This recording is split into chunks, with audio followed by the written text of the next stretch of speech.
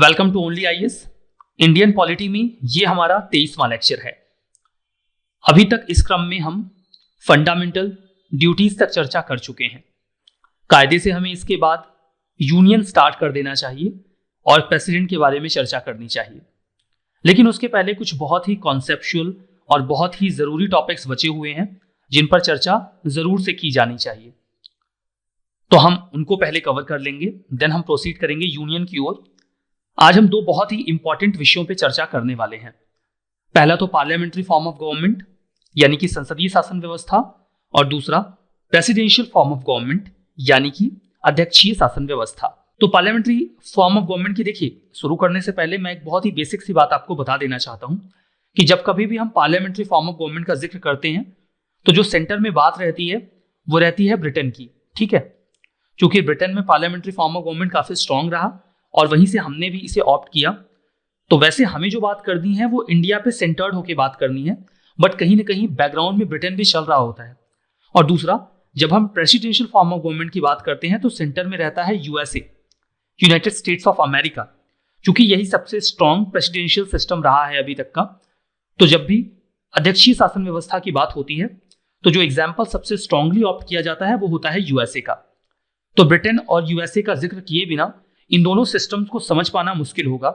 तो जब हम इसका एनालिसिस करेंगे, विश्लेषण करेंगे, तो बैकग्राउंड में ब्रिटेन में क्या है, यूएसए में क्या है, हम उसका भी एग्जाम्पल लेते रहेंगे। स्पेसिफिकली देखिए, ब्रिटेन में मतलब जब आप पार्लियामेंट्री फॉर्म ऑफ गवर्नमेंट की बात करेंगे तब तो आप इंडिया का एग्जाम्पल लेके भी बातों को समझ सकते हैं, लेकिन presidential form of government India में है नहीं। तो इसको समझने के लिए आपको यूएसए का एग्जाम्पल लेना ही पड़ेगा। बिना उस एग्जाम्पल को लिए तो आप प्रेसिडेंशियल फॉर्म ऑफ गवर्नमेंट नहीं समझ पाएंगे ना, अध्यक्षीय शासन व्यवस्था कैसे समझेंगे। तो उस एग्जाम्पल को लेकर हम समझने का प्रयास करेंगे। सो बी रेडी फॉर दैट कि जब हम बात करेंगे तो बैकग्राउंड में ब्रिटेन, इंडिया, यूएसए सब चलेंगे और उनके सिस्टम्स को हम एनालाइज करते हुए आगे बढ़ेंगे। शुरुआत करते हैं। सबसे पहले हम बात करेंगे पार्लियामेंट्री फॉर्म ऑफ गवर्नमेंट के बारे में, यानी कि संसदीय शासन व्यवस्था के बारे में। तो पार्लियामेंट्री फॉर्म ऑफ गवर्नमेंट है क्या, सबसे पहले तो मैं आपको यही बता देता हूं, फिर हम बात करेंगे कि हाँ इसको और किन नामों से जाना जाता है।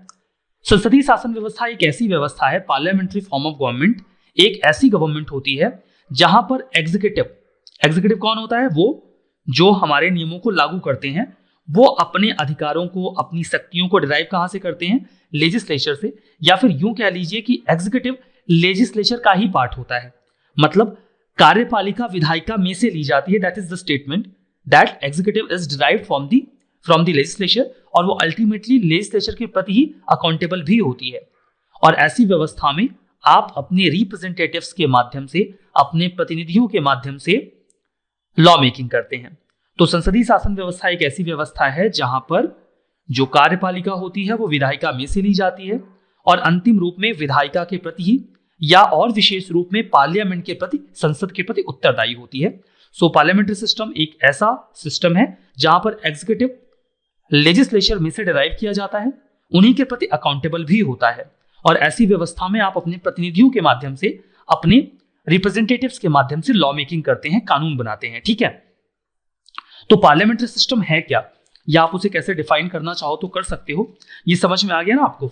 तो चलिए अब बात करते हैं कि इन्हें किन और अन्य नामों से जाना जाता है। ठीक है, नाउ पार्लियामेंट्री सिस्टम यानी कि संसदीय शासन व्यवस्था, पार्लियामेंट्री सिस्टम को या पार्लियामेंट्री गवर्नमेंट को कैबिनेट गवर्नमेंट के नाम से भी जाना जाता है या कैबिनेट सिस्टम के नाम से भी जाना जाता है, क्योंकि यहां पर कैबिनेट का बड़ा दबदबा होता है। कैबिनेट यानी कि मंत्रिमंडल, जहां पे सारे मंत्री होते हैं जो नियम कानून बनाते हैं, जिनके पास एक्चुअली में पावर होती है। तो ये जो चीज है वो कैबिनेट गवर्नमेंट को काफी स्ट्रांग होल्ड बनाता है। तो पार्लियामेंट्री सिस्टम में चूंकि कैबिनेट का डोमिनेंस रहता है, इसीलिए आप इसे कैबिनेट गवर्नमेंट भी कह सकते हैं, या फिर आप इसे रिस्पॉन्सिबल गवर्नमेंट बोल सकते हैं। रिस्पॉन्सिबल गवर्नमेंट क्यों? क्योंकि यहां पर जो गवर्नमेंट है वो रिस्पॉन्सिबल होती है किसके प्रति, संसद के प्रति या फिर पार्लियामेंट के प्रति। रिस्पॉन्सिबल क्यों होते हैं? क्योंकि वो उसी का हिस्सा होते हैं, उसी में से डिराइव होकर आते हैं। तो उनसे कई तरीके के सवाल पूछे जाते हैं पार्लियामेंट में कि आपने ये काम ऐसे क्यों किया, या फिर ये काम आप कितने समय में कर लोगे। तो ये सारे सवाल जो पूछे जाते हैं गवर्नमेंट से, दैट्स वाई उन्हें रिस्पॉन्सिबल गवर्नमेंट बोला जाता है।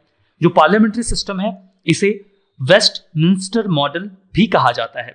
वेस्टमिंस्टर मॉडल इसलिए बोला जाता है क्योंकि Westminster is a location in London, जिसे सिटी का दर्जा भी मिला हुआ है, वहीं पर ब्रिटेन का पार्लियामेंट सिचुएटेड है। दैट्स वाई, चूंकि इंडिया में जो इस मॉडल का ओरिजिन है या दुनिया के अन्य देशों में भी जो ये इन्फ्लुएंस मॉडल है, ये ब्रिटेन के मॉडल से इन्फ्लुएंस्ड होता है, प्रभावित होता है। दैट्स वाई इसे समटाइम्स कॉमनली वेस्टमिंस्टर मॉडल भी कह दिया जाता है। तो पार्लियामेंट्री सिस्टम को किन अन्य नामों से जाना जाता है आप समझ गए। इसे cabinet system, responsible government system या वेस्टमिंस्टर मॉडल के नाम से भी जाना जाता है। अभी जो पार्लियामेंट्री सिस्टम है ये दुनिया के किन देशों में बहुत ज्यादा प्रचलित है, वो देश है ब्रिटेन। ब्रिटेन का नाम सबसे पहले आता है। देन जापान में भी यही व्यवस्था है, कनाडा में भी यही व्यवस्था है, और इंडिया ने भी पार्लियामेंट्री सिस्टम को ही अपनाया है। भारत ने भी संसदीय व्यवस्था को ही अपनाया है। जो प्रेसिडेंशियल गवर्नमेंट होती है, प्रेसिडेंशियल सिस्टम होता है जिस पर अभी हम चर्चा भी करेंगे, वो on the other hand non responsible होता है, नॉन पार्लियामेंट्री होता है। नॉन पार्लियामेंट्री होता है उसमें तो कोई दो राय नहीं है, क्योंकि वहां पर प्रेसिडेंट का डोमिनेंस होता है। नॉन रिस्पॉन्सिबल होने का मतलब यह है वहां पर सरकार रिस्पॉन्सिबल नहीं होती। क्यों नहीं होती? क्योंकि सरकार बिल्कुल अलग होती है, वो संसद से बिल्कुल उनका कुछ भी लेना देना नहीं होता। इस सिस्टम को भी हम समझेंगे अभी विस्तार से। अभी आप केवल इतना समझ लीजिए कि ये किन देशों में प्रेवलेंट है। तो जब आप प्रेसिडेंशियल सिस्टम की बात करते हैं तो जो पहला नाम आता है वो आता है यूएसए का। Then you can name Brazil, Russia and Sri Lanka. इनका नाम भी आप प्रेसिडेंशियल सिस्टम में ले सकते हैं, ठीक है। तो पार्लियामेंट्री सिस्टम के बारे में आपने समझ लिया। थोड़ा सा ओवरव्यू मैंने आपको प्रेसिडेंशियल सिस्टम के बारे में भी दे दिया, जहां पर प्रेसिडेंट का डोमिनेंस होता है और वो किन देशों में है, यूएसए, ब्राजील, रशिया, श्रीलंका, हमने उनका भी जिक्र कर लिया है। तो चलिए सबसे पहले तो देख लीजिए कि इंडिया में जो पार्लियामेंट्री सिस्टम है उसके संबंध में क्या कॉन्स्टिट्यूशनल प्रोविजंस हैं। हमारे कॉन्स्टिट्यूशन में ये बातें कहां पर करी गई हैं, so that you could have an idea कि हमारे कॉन्स्टिट्यूशन में ये कहां है। तो इंडिया में जो आर्टिकल 74 है वो इस बात का प्रावधान करता है कि प्रेसिडेंट को एडवाइस करने के लिए काउंसिल ऑफ मिनिस्टर होगी, ठीक है, जो उन्हें एडवाइस करेंगे कि उन्हें क्या कैसे करना है। तो इंडिया का जो पार्लियामेंट्री सिस्टम है वो वहां से अपना ओरिजिन ट्रेस करता है कि एक काउंसिल ऑफ मिनिस्टर बनाया जाएगा, एक गवर्नमेंट तैयार करी जाएगी जो प्रेसिडेंट को एडवाइस करेगी। आर्टिकल 75 में मिनिस्टर्स के संबंध में अदर प्रोविजंस हैं जो इंडिया के पार्लियामेंट्री सिस्टम के बैकग्राउंड को तैयार करते हैं। स्टेट में भी वही सिस्टम है, स्टेट में भी इंडिया में पार्लियामेंट्री सिस्टम ही लगता है। तो सेम प्रावधान जो 74 में सेंटर के लिए है, वही प्रावधान आर्टिकल 163 जो हमारे कॉन्स्टिट्यूशन का है उसमें स्टेट्स के लिए है, जहां पर यह बोला गया है कि वहां जो स्टेट में गवर्नर होते हैं उनकी एड एंड एडवाइस के लिए काउंसिल ऑफ मिनिस्टर होगी। और आर्टिकल 164 में कुछ अन्य प्रोविजंस हैं मिनिस्टर्स के बारे में। तो जो स्टेट्स का पार्लियामेंट्री सिस्टम है वो आर्टिकल 163 और आर्टिकल 164 से अपना ओरिजिन ट्रेस करता है। While on the other hand जो सेंटर में पार्लियामेंट्री सिस्टम वर्क करता है वो आर्टिकल 74 और 75 से अपना ओरिजिन ट्रेस करता है। तो ये तो आपने कॉन्स्टिट्यूशनल बैकग्राउंड उसका देखा, या फिर जो उनका कॉन्स्टिट्यूशनल ओरिजिन है इंडिया में वो समझा। नाउ अगर आपसे पूछा जाए कि पार्लियामेंट्री सिस्टम के क्या फीचर्स होते हैं, क्या विशेषताएं होती हैं, तो उन पर आप क्या बताएंगे। So lot of features are there before you on the slides. कई सारे फीचर्स आपके सामने हैं स्लाइड्स पर। तो देखिए सबसे पहले तो नॉमिनल और रियल एग्जीक्यूटिव के बीच में डिफरेंस होता है। जब भी पार्लियामेंट्री गवर्नमेंट की बात होती है तो यहां पर नॉमिनल एग्जीक्यूटिव और रियल एग्जीक्यूटिव अलग अलग होते हैं। वाइल अगर आप प्रेसिडेंशियल सिस्टम की बात करेंगे तो वहां पे नॉमिनल हेड और रियल हेड एक ही आदमी होता है, दैट इज प्रेसिडेंट। यहां ऐसा नहीं होता, यहां पर नॉमिनल हेड कोई और होता है, रियल एग्जीक्यूटिव कोई और होता है। नॉमिनल एग्जीक्यूटिव जैसे इंडिया में जो भी काम किए जाते हैं वो एक्चुअली में प्रेसिडेंट के नाम पर किए जाते हैं, बट क्या प्रेसिडेंट वो सारे काम करता है क्या? एक्चुअली नहीं, प्रेसिडेंट वो सारे काम नहीं करता।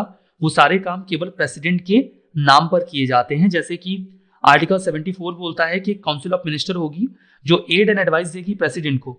अब ये तो ऐसे लग रहा है जैसे प्रेसिडेंट सब कुछ करता है और एडवाइस वो मिनिस्टर्स से लेता है, बट ऐसा नहीं है। प्रेसिडेंट को उन एडवाइस को फॉलो करना ही होता है और वो उसके हिसाब से ही काम कर सकते हैं। इस प्रकार से जो कुछ भी काम किए जाते हैं वो केवल प्रेसिडेंट के नाम पर किए जाते हैं, बाकी सारा काम करती सरकार है। और एक रियल एग्जीक्यूटिव होता है जिसे लीड कर रहा होता है हमारा प्राइम मिनिस्टर। तो ये डिफरेंशिएशन जो है नॉमिनल एग्जीक्यूटिव का और रियल एग्जीक्यूटिव का, ये आपको पार्लियामेंट्री सिस्टम में मिलेगा। जैसे इंडिया में नॉमिनल एग्जीक्यूटिव कौन है? हमारे ऑनरेबल प्रेसिडेंट, वर्तमान में कोविंद जी। और रियल एग्जीक्यूटिव कौन है? हमारे प्राइम मिनिस्टर, ठीक है, जो कैबिनेट के साथ मिलकर सारे फंक्शंस को परफॉर्म करते हैं। और अगर आप इसी सिस्टम को ब्रिटेन में एप्लीकेबल करने का प्रयास करें तो ब्रिटेन में नॉमिनल एग्जीक्यूटिव वहां का क्राउन होता है वहां की रानी होती हैं, या अगर वहां पर राजा हैं तो राजा होते हैं, ठीक है। और रियल एग्जीक्यूटिव कौन होता है? रियल एग्जीक्यूटिव वहां पर भी प्राइम मिनिस्टर ही होते हैं, पीएम होते हैं। तो ये जो डिफरेंशिएशन मिलेगा आपको नॉमिनल एग्जीक्यूटिव का और रियल एग्जीक्यूटिव का, ये डिफरेंशिएशन आपको कहां मिलेगा? पार्लियामेंट्री सिस्टम में मिलेगा। दूसरी बात, मेजॉरिटी पार्टी रूल, जो पार्टी मेजॉरिटी में होगी वही रूल करेगी। So that is important feature. आप इस स्टेटमेंट को बड़े हल्के में लेते हैं, आपको लगता है कि अब चाहे वो प्रेसिडेंशियल सिस्टम ही क्यों ना हो, वहां पर रूल तो वही करेगा ना जो मेजॉरिटी में होगा। ऐसी कोई बात नहीं है, ऐसी कोई व्यवस्था नहीं है प्रेसिडेंशियल सिस्टम में कि जो पार्टी मेजॉरिटी में होगी हाउस में वही रूल करेगी।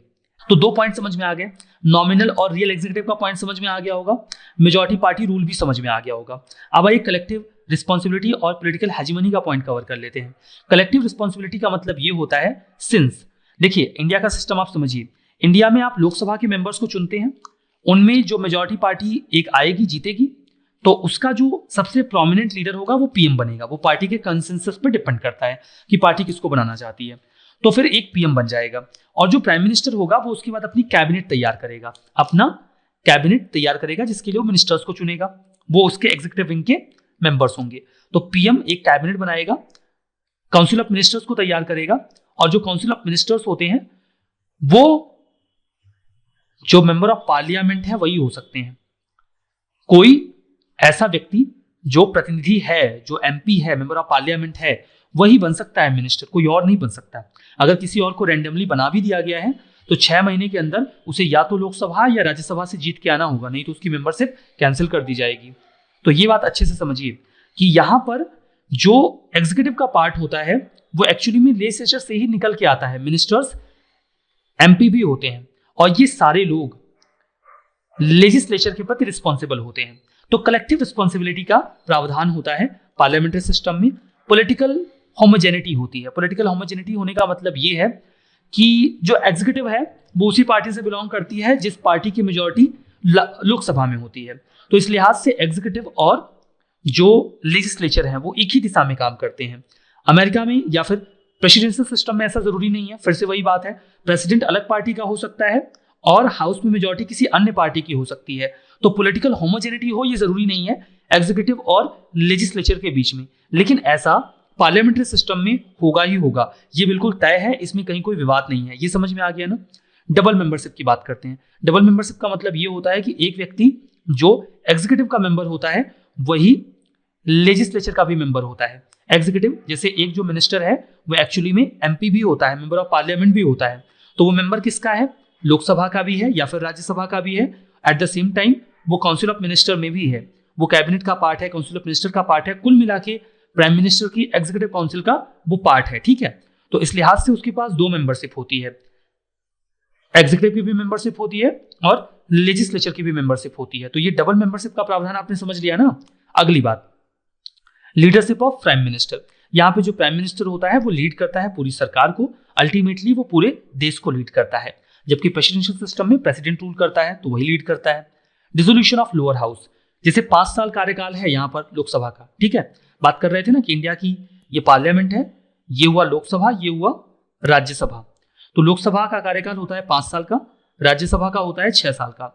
इसके 1/3 मेंबर हर 2 साल पर रिटायर होते हैं और राज्यसभा जो बन गई सो बन गई, इसे डिसॉल्व नहीं किया जा सकता, ये परमानेंट हाउस है। लेकिन लोकसभा के साथ ऐसा प्रावधान नहीं है। लोकसभा 5 साल के लिए, जैसे एक बार जनरल इलेक्शन हुआ, सभी लोग चुन के गए, वो 5 साल तक सामान्यतः रहेंगे अपने पद पे, लेकिन 5 साल तक रहेंगे इस बात की कोई गारंटी नहीं है। उसके पहले भी जो प्राइम मिनिस्टर हैं वो रिकमेंड कर सकते हैं कि प्रेसिडेंट को कि आप लोकसभा को डिसॉल्व कर दीजिए और री इलेक्शन हो जाएगा। तो इंडिया में ऐसा प्रावधान है, पार्लियामेंट्री सिस्टम में ऐसा प्रावधान होता है कि जो लोकसभा है या फिर जो लोअर हाउस है उसे डिसॉल्व किया जा सकता है, उसके समय से पहले ही तोड़ा जा सकता है और री इलेक्शन करवाया जा सकता है। जैसा कि हम बात कर रहे थे कि जिस प्रकार से इंडिया की पार्लियामेंट है, लोकसभा और राज्यसभा है, बिल्कुल वैसे ही यूएसए में क्या है? कांग्रेस है। 2 हाउसेस कौन से हैं? हाउस, जिसे हाउस ऑफ रिप्रेजेंटेटिव भी कहा जा सकता है, और सीनेट। तो सीनेट का कार्यकाल 6 साल का है, बिल्कुल राज्यसभा की तरह। लेकिन यहां पर लोकसभा का कार्यकाल 5 साल का है, लेकिन हाउस का जो कार्यकाल अमेरिका में है, प्रेसिडेंशियल सिस्टम में है, वो 2 साल का ही होता है, ठीक है। अमेरिका की बात कर रहे हैं स्पेसिफिकली, और ये 2 साल के लिए फिक्स है। कोई ये सोचे कि 2 साल के पहले इस हाउस को तोड़ दिया जाए, री इलेक्शन करवा लिया जाए, तो ऐसा नहीं हो सकता। इंडिया में केवल राज्यसभा परमानेंट हाउस है, उसे डिसॉल्व नहीं कर सकते, लोकसभा डिसॉल्व हो सकती है, जबकि अमेरिका में वहां का हाउस और वहां की सीनेट दोनों परमानेंट हाउस हैं, उन दोनों को समय से पहले डिसॉल्व नहीं किया जा सकता। तो ये बात समझ में आ गई। डिसोल्यूशन ऑफ लोअर हाउस का मतलब क्या है? ये फीचर किसका है? पार्लियामेंट्री सिस्टम का है। लोअर हाउस प्रेसिडेंशियल सिस्टम में डिसॉल्व नहीं होता, वहां पर लोअर हाउस का जो टेन्योर होता है वो फिक्स होता है, चाहे जो भी फिक्स हो वो तब तक बना रहेगा। ठीक है, सिक्रेसी की बात करते हैं। यहां पर जो ऑफिशियल्स होते हैं वो सिक्रेसी की ओथ लेते हैं और उस ओथ के मुताबिक वो किसी भी पब्लिक प्राइवेट इंफॉर्मेशन को पब्लिक नहीं करते हैं। जैसे एक इवेंट आप रिकॉल कर सकते हैं, जब इंदिरा जी ने इमरजेंसी इंपोज करी थी, तो जब इमरजेंसी खत्म हो गई तो इलेक्शन हुआ, जनता सरकार जीत कर आई, तो एक कमीशन का गठन किया गया जो कि इन्वेस्टिगेट करता कि इमरजेंसी के दौरान क्या क्या प्रॉब्लम्स आई थी, कौन कौन गिल्टी था। तो इंदिरा गांधी जी को भी इन्वेस्टिगेशन के लिए बुलाया गया, उनसे सवाल पूछे गए। जब उनसे सवाल पूछे जा रहे थे, he was saying just one thing, I am not suppose to tell you that, I am not suppose to tell you that. Statement आपको याद आ रहा होगा। I am not suppose to tell you that का मतलब ये था, उन्होंने बोला कि when I was on the post, जब मैं पोस्ट पर थी तो मैंने अपने पद की सीक्रेसी की ओथ ली थी कि मैं अपने पद पर जो भी इंफॉर्मेशन अवेल करूंगी वो किसी के सामने पब्लिक नहीं करूंगी। तो आप अगर मुझसे कोई ऐसा सवाल पूछ रहे हैं जो शासन व्यवस्था से संबंधित है, तो मैं उस सवाल का जवाब देने के लिए बाध्य नहीं हूं, because I have taken oath of secrecy. तो सिक्रेसी की ओथ अगर कोई व्यक्ति लेता है पार्लियामेंट्री सिस्टम में, तो ये सपोज होता है कि वो किसी व्यक्ति को उस इंफॉर्मेशन को पब्लिक नहीं करेगा। हालांकि इंदिरा जी उसका मिसयूज कर रही थी, बट फिर भी ये एक प्रावधान होता है, एक इंपॉर्टेंट फीचर होता है पार्लियामेंट्री सिस्टम का। तो पार्लियामेंट्री सिस्टम के जो फीचर्स हैं वो आपको अच्छे से पता होने चाहिए। होपफुली अब आप इनमें से हर एक का मतलब बहुत अच्छी तरीके से जानते हैं। मैं एक बार फिर से रिपीट कर देता हूं, नॉमिनल और रियल एग्जीक्यूटिव होते हैं। नॉमिनल एग्जीक्यूटिव इंडिया में प्रेसिडेंट है, अमेरिका ब्रिटेन में महारानी है, और रियल एग्जीक्यूटिव प्राइम मिनिस्टर होते हैं। मेजॉरिटी पार्टी रूल करती है, यहाँ पर जो पार्टी मेजॉरिटी में आएगी रूल करेगी। कलेक्टिव रिस्पॉन्सिबिलिटी का प्रावधान है, डबल मेंबरशिप, एक व्यक्ति एग्जीक्यूटिव का और लेजिस्लेचर दोनों का मेंबर हो सकता है। अमेरिका में ऐसा प्रावधान नहीं हो सकता। प्राइम मिनिस्टर की लीडरशिप होती है, लोअर हाउस डिसॉल्व हो सकता है और सिक्रेसी की ओथ दिलवाई जाती है। तो ये पार्लियामेंट्री सिस्टम के कुछ बहुत ही महत्वपूर्ण फीचर्स हैं। होपफुली आप समझ गए हैं। आगे बढ़ते हैं। देखिए, ये जो एक इमेज मुझे मिली, ये बहुत अच्छी इमेज है। इतने अच्छी तरीके से इसमें पार्लियामेंट्री सिस्टम के इवोल्यूशन को दिखाया गया है। It's really beautiful, you can watch that here. आप इस चीज को यहाँ पे देख सकते हैं, समझ भी सकते हैं। देखिए, यहाँ पे दो तरीके की व्यवस्थाएं बताई गई हैं। एक ऐसा सिस्टम जहां पर राजा रहता हो, राजा हेरिडिटरी रूल हो, और एक ऐसा सिस्टम जहां पर नॉन हेरिडिटरी रूल हो लेकिन कोई डिक्टेटर हो जो अपने मनमाने तरीके से शासन करता हो। अब ये दोनों व्यवस्थाएं, एक व्यवस्था जहां पर एक राजा है जो वंशानुगत तौर पे सत्ता हासिल करता है, एक ऐसी व्यवस्था, और दूसरी ऐसी व्यवस्था जहां पर एक डिक्टेटर है। ठीक है, ये व्यवस्था पहले हुआ करती थी और ये डिक्टेटर वाला जो सिस्टम है ये आजकल प्रचलन में है। तो ये दोनों व्यवस्थाएं कैसे धीरे धीरे मॉडरेट होते होते पार्लियामेंट्री सिस्टम में कन्वर्ट हो जाती हैं, उनका यहां पर जिक्र किया गया है। तो पहले हम बात करते हैं ऐसी व्यवस्था की जहां पर राजा या रानी हो। तो सबसे पहले वहां पर एब्सोल्यूट मोनार्की होती है। एब्सोल्यूट मोनार्की का मतलब क्या होता है? निरंकुश राजसत्ता। राजा को जो मर्जी आएगी वो करेगा, मेरा शब्द ही है शासन, मेरा वचन ही है शासन, यही वाला प्रावधान रहता है एब्सोल्यूट मोनार्की में। जो राजा या रानी कह देंगी वही बात मानी जाएगी। ये सिस्टम होता है एब्सोल्यूट मोनार्की का। लेकिन समय के साथ साथ जो मोनार्की है वो कमजोर होती है, पार्लियामेंट एग्जिस्टेंस में आ जाती है, और तब आप उस मोनार्की को एब्सोल्यूट मोनार्की नहीं कहेंगे बल्कि पावरफुल मोनार्की कहेंगे। मोनार्की तब भी पावरफुल रहेगी लेकिन वो थोड़ा सा मॉडरेट हो जाएगी, पार्लियामेंट की कुछ बातों को सुनने लग जाएगी। उसके बाद समय के साथ कुछ और बदलाव होगा। जो पार्लियामेंट है वो राजा की शक्तियों को बैलेंस करना शुरू कर देगा। ऐसी स्थिति में आप अब मोनार्की को पावरफुल भी नहीं कह पाएंगे बल्कि फेयरली स्ट्रांग मोनार्की कहना ज्यादा उचित रहेगा, क्योंकि पार्लियामेंट का जो ओहदा है वो धीरे धीरे, जो उसकी शक्तियां हैं वो धीरे धीरे राजा की शक्तियों के बराबर आने लगती हैं। फिर प्रावधान आता है कॉन्स्टिट्यूशनल मोनार्की का। मतलब यहां पर अब जो पार्लियामेंट है वो किससे, राजा या रानी से ज्यादा स्ट्रांग हो जाएगी। देखिए, यहां पर जो रेड कलर है वो इंडिकेट करता है पार्लियामेंट की पावर को, और जो ब्लू कलर है ये इंडिकेट करता है राजा की या डिक्टेटर की पावर को। तो यहां तक पार्लियामेंट की पावर कम है, यहां पर थोड़ा बैलेंस हो रही है। जैसे ही कॉन्स्टिट्यूशनल मोनार्की का प्रावधान आएगा, पार्लियामेंट की पावर ज्यादा हो जाएगी और राजा की या रानी की पावर कम हो जाएगी। यहां पर अब जो राजा या रानी है वो कॉन्स्टिट्यूशन के दायरे में रहकर ही काम करेंगे, ठीक है। उसके बाद एक स्टेज आता है जिसे कहा जाता है कॉन्स्टिट्यूशनल मोनार्की ही, जहां पर पार्लियामेंट पूरी तरीके से पावरफुल हो जाती है और जो मोनार्क या राजा होते हैं वो महज एक सेरेमोनियल हेड बन के रह जाते हैं। वो केवल एक दिखावे का पद रह जाता है, जहां पर सारे काम तो उनके नाम से किए जाते हैं लेकिन उनके पास अधिकार नहीं होता। तो एक एब्सोल्यूट मोनार्की, एक निरंकुश राज सत्ता किस प्रकार से पार्लियामेंट्री सिस्टम में कन्वर्ट हो जाती है, उसका एक बहुत ही अच्छा सा फ्लो चार्ट यहाँ पर आपके सामने तैयार किया गया है। एक्चुअली में ये जो फ्लो चार्ट है ये ब्रिटेन से बिलोंग करता है। ब्रिटेन में जो पार्लियामेंट्री सिस्टम आया वो बिल्कुल इसी तरीके से आया। एक समय पर वहां पर एब्सोल्यूट मोनार्की हुआ करती थी, लेकिन धीरे धीरे ये क्रम चला जो आपके सामने यहाँ पर चार्ट में दिखाया गया है, और अंतिम रूप में वहां पर कॉन्स्टिट्यूशनल मोनार्की को स्टैब्लिश किया गया। ये वाला स्टेज जहां पर राजा के पास न के बराबर शासन अधिकार होता है और पूरा जो अधिकार है वो पार्लियामेंट के पास होता है, ठीक है। तो ये तो एक व्यवस्था हो गई। दूसरी व्यवस्था पार्लियामेंट्री सिस्टम में ये कई सारी जगहों पर देखा गया है। सबसे पहले एक डिक्टेटर होता है, एक व्यक्ति जो मनमाने तरीके से शासन करता है। वो हेरिडिटरी नहीं है, वो आर्मी जनरल हो सकता है जिसने धोखे से सत्ता हथिया ली हो। वो डेस्पोटिक रूल करता है, बर्बर शासन करता है मनमाने तरीके से। लेकिन कुछ समय बाद उसे इस बात का एहसास होता है कि जैसे मान लीजिए 20-30 साल कई बार डिक्टेटर्स रूल कर लेते हैं तो उनके ऊपर दबाव बनने लगता है कि नहीं, आप इतने समय से रूल कर रहे हैं, ये गलत है, आप अपनी सत्ता छोड़िए। तो जब उनको सत्ता छोड़ने को कहा जाता है तो वो कहते हैं इलेक्शन करवा लो, इलेक्शन करवा लीजिए, फिर देख लेंगे, कोई और आ जाएगा तो आ जाएगा। मुद्दा ये है कि डिक्टेटर तो वो हैं तो कोई और कैसे आ जाएगा। तो जो इलेक्शन होगा वो उसमें जीतेंगे भी, क्योंकि इलेक्शन होगा ही वैसे। तो वो डिक्टेटर से क्या बन जाएंगे, प्रेसिडेंट बन जाएंगे। फिर लोग उनके ऊपर और दबाव बनाएंगे कि आप तो प्रेसिडेंट बन गए हैं, आपने सारा अधिकार फिर भी अपने पास रखा हुआ है। तो उनको समझ में आएगा कि ज़्यादा ज़बरदस्ती करना उचित है नहीं, लोग वही राशन पानी लेके आ जाएंगे लड़ने के लिए, तो फिर क्या ही मतलब है। तो वो थोड़ा सा अधिकार एक और पद बना देते हैं अपने सबऑर्डिनेट, या प्राइम मिनिस्टर का पद बना देंगे या कोई और पद बना देंगे, और अपने कुछ अधिकार उस व्यक्ति को दे देंगे लोगों को कंसोल करने के लिए कि आप लोग थोड़ा शांत हो जाइए, मैं सारे अधिकार अपने पास नहीं रख रहा हूं, थोड़ा सा अधिकार मैं इस व्यक्ति को भी दे रहा हूं। तो ऐसी व्यवस्था को क्या बोलेंगे, सेमी प्रेसिडेंशियल सिस्टम। पहले प्रेसिडेंट बन जाएगा वो, तो प्रेसिडेंशियल सिस्टम वहां पे आ जाएगा।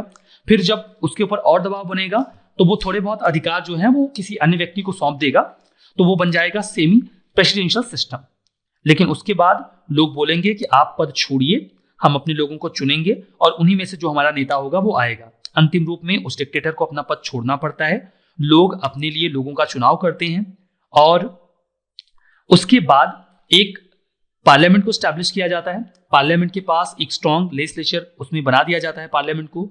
हालांकि जो प्रेसिडेंट होगा उसे थोड़े बहुत अधिकार दे दिए जाएंगे कि ठीक है, आपने पद छोड़ा है, आपको थोड़ा बहुत अधिकार दे देते हैं, मजे करिए, ठीक है।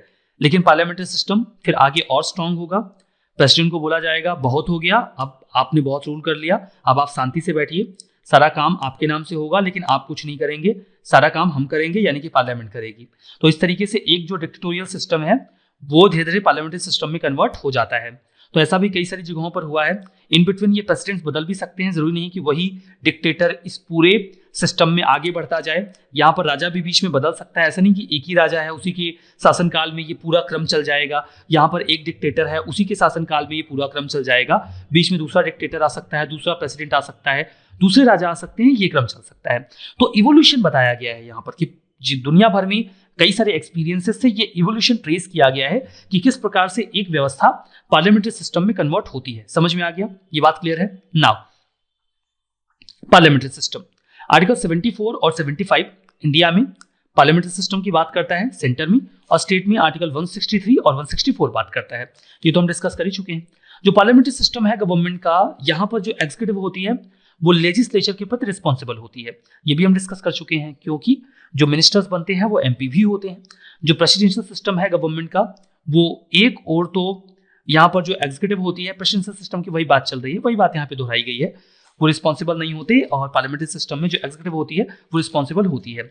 जो एग्जीक्यूटिव ब्रांच है गवर्नमेंट की, वो डायरेक्टली या इनडायरेक्टली सपोर्ट करती है पार्लियामेंट को पार्लियामेंट्री सिस्टम में, क्योंकि वो उन्हीं में से निकल के आते हैं, और इसके लिए वो यूजुअली वोट ऑफ कॉन्फिडेंस के जरिए अपना समर्थन देते रहते हैं कि सरकार को वो समर्थन दे रहे हैं और सरकार उनके साथ, मतलब जो पार्लियामेंट में जो दल है उसके साथ खड़ी है, एक्चुअली में वो उन्हीं का पार्ट होते हैं। तो ये सब आइडियोलॉजिकल बातें बहुत महत्व रखती नहीं है। जो रिलेशनशिप होती है एग्जीक्यूटिव और लेजिस्लेचर के बीच में, उसे पार्लियामेंट्री सिस्टम में रिस्पॉन्सिबल गवर्नमेंट बोला जाता है, क्योंकि एग्जीक्यूटिव लेजिस्लेचर का ही पार्ट होती है, तो लेजिस्लेचर के प्रति प्रैक्टिकली वो रिस्पॉन्सिबल भी होती है। प्राइम मिनिस्टर हेड होते हैं ऐसी स्थिति में, और रियल पावर वही प्रैक्टिस करते हैं। एक इलेक्टेड प्रेसिडेंट होता है, या कुछ जगहों पर कॉन्स्टिट्यूशनल मोनार्की हो सकती है, जैसे कि ब्रिटेन में, तो वो नाम मात्र का रूल होता है उनका, और उनके पास कुछ अधिकार नहीं होता। इंडिया में भी वही सिस्टम है, ब्रिटेन में भी वही सिस्टम है। नाउ यहाँ पर देखिए वही बात बताई गई है कि पार्लियामेंट्री सिस्टम में कोई एक व्यक्ति जो है वो अधिकारों को मोनोपोलाइज नहीं कर सकता, सारे पावर्स को अपने पास एक्वायर नहीं कर सकता, जो खतरा हमेशा प्रेसिडेंशियल सिस्टम में बना रहता है। बिकॉज प्रेसिडेंट के पास बहुत सारे अधिकार होते हैं, बहुत सारी पावर्स होती हैं, lot of powers he has. तो यहाँ पर जो प्राइम मिनिस्टर होता है उसका ओहदा किसी से ऊपर नहीं होता, बल्कि वो फर्स्ट अमंग इक्वल्स होता है। मतलब सभी लोग, वो जैसे आप अपने प्राइम मिनिस्टर को नहीं चुनते, क्या आप जाते हैं कि अपने प्राइम मिनिस्टर को वोट करने के लिए? नहीं, आप प्राइम मिनिस्टर को भी as a member of parliament ही चुनते हैं। बाद में उसी पार्टी के जो लोग हैं वो प्राइम मिनिस्टर के लिए ओथ दिलवा देते हैं, ठीक है। तो आप कोई प्राइम मिनिस्टर के लिए वोट नहीं करते, आप वोट करते हैं मेंबर ऑफ पार्लियामेंट के लिए। इवन जो आपका प्राइम मिनिस्टर बनता है वो भी अंतिम रूप में एक एमपी ही होता है, मेंबर ऑफ पार्लियामेंट ही होता है।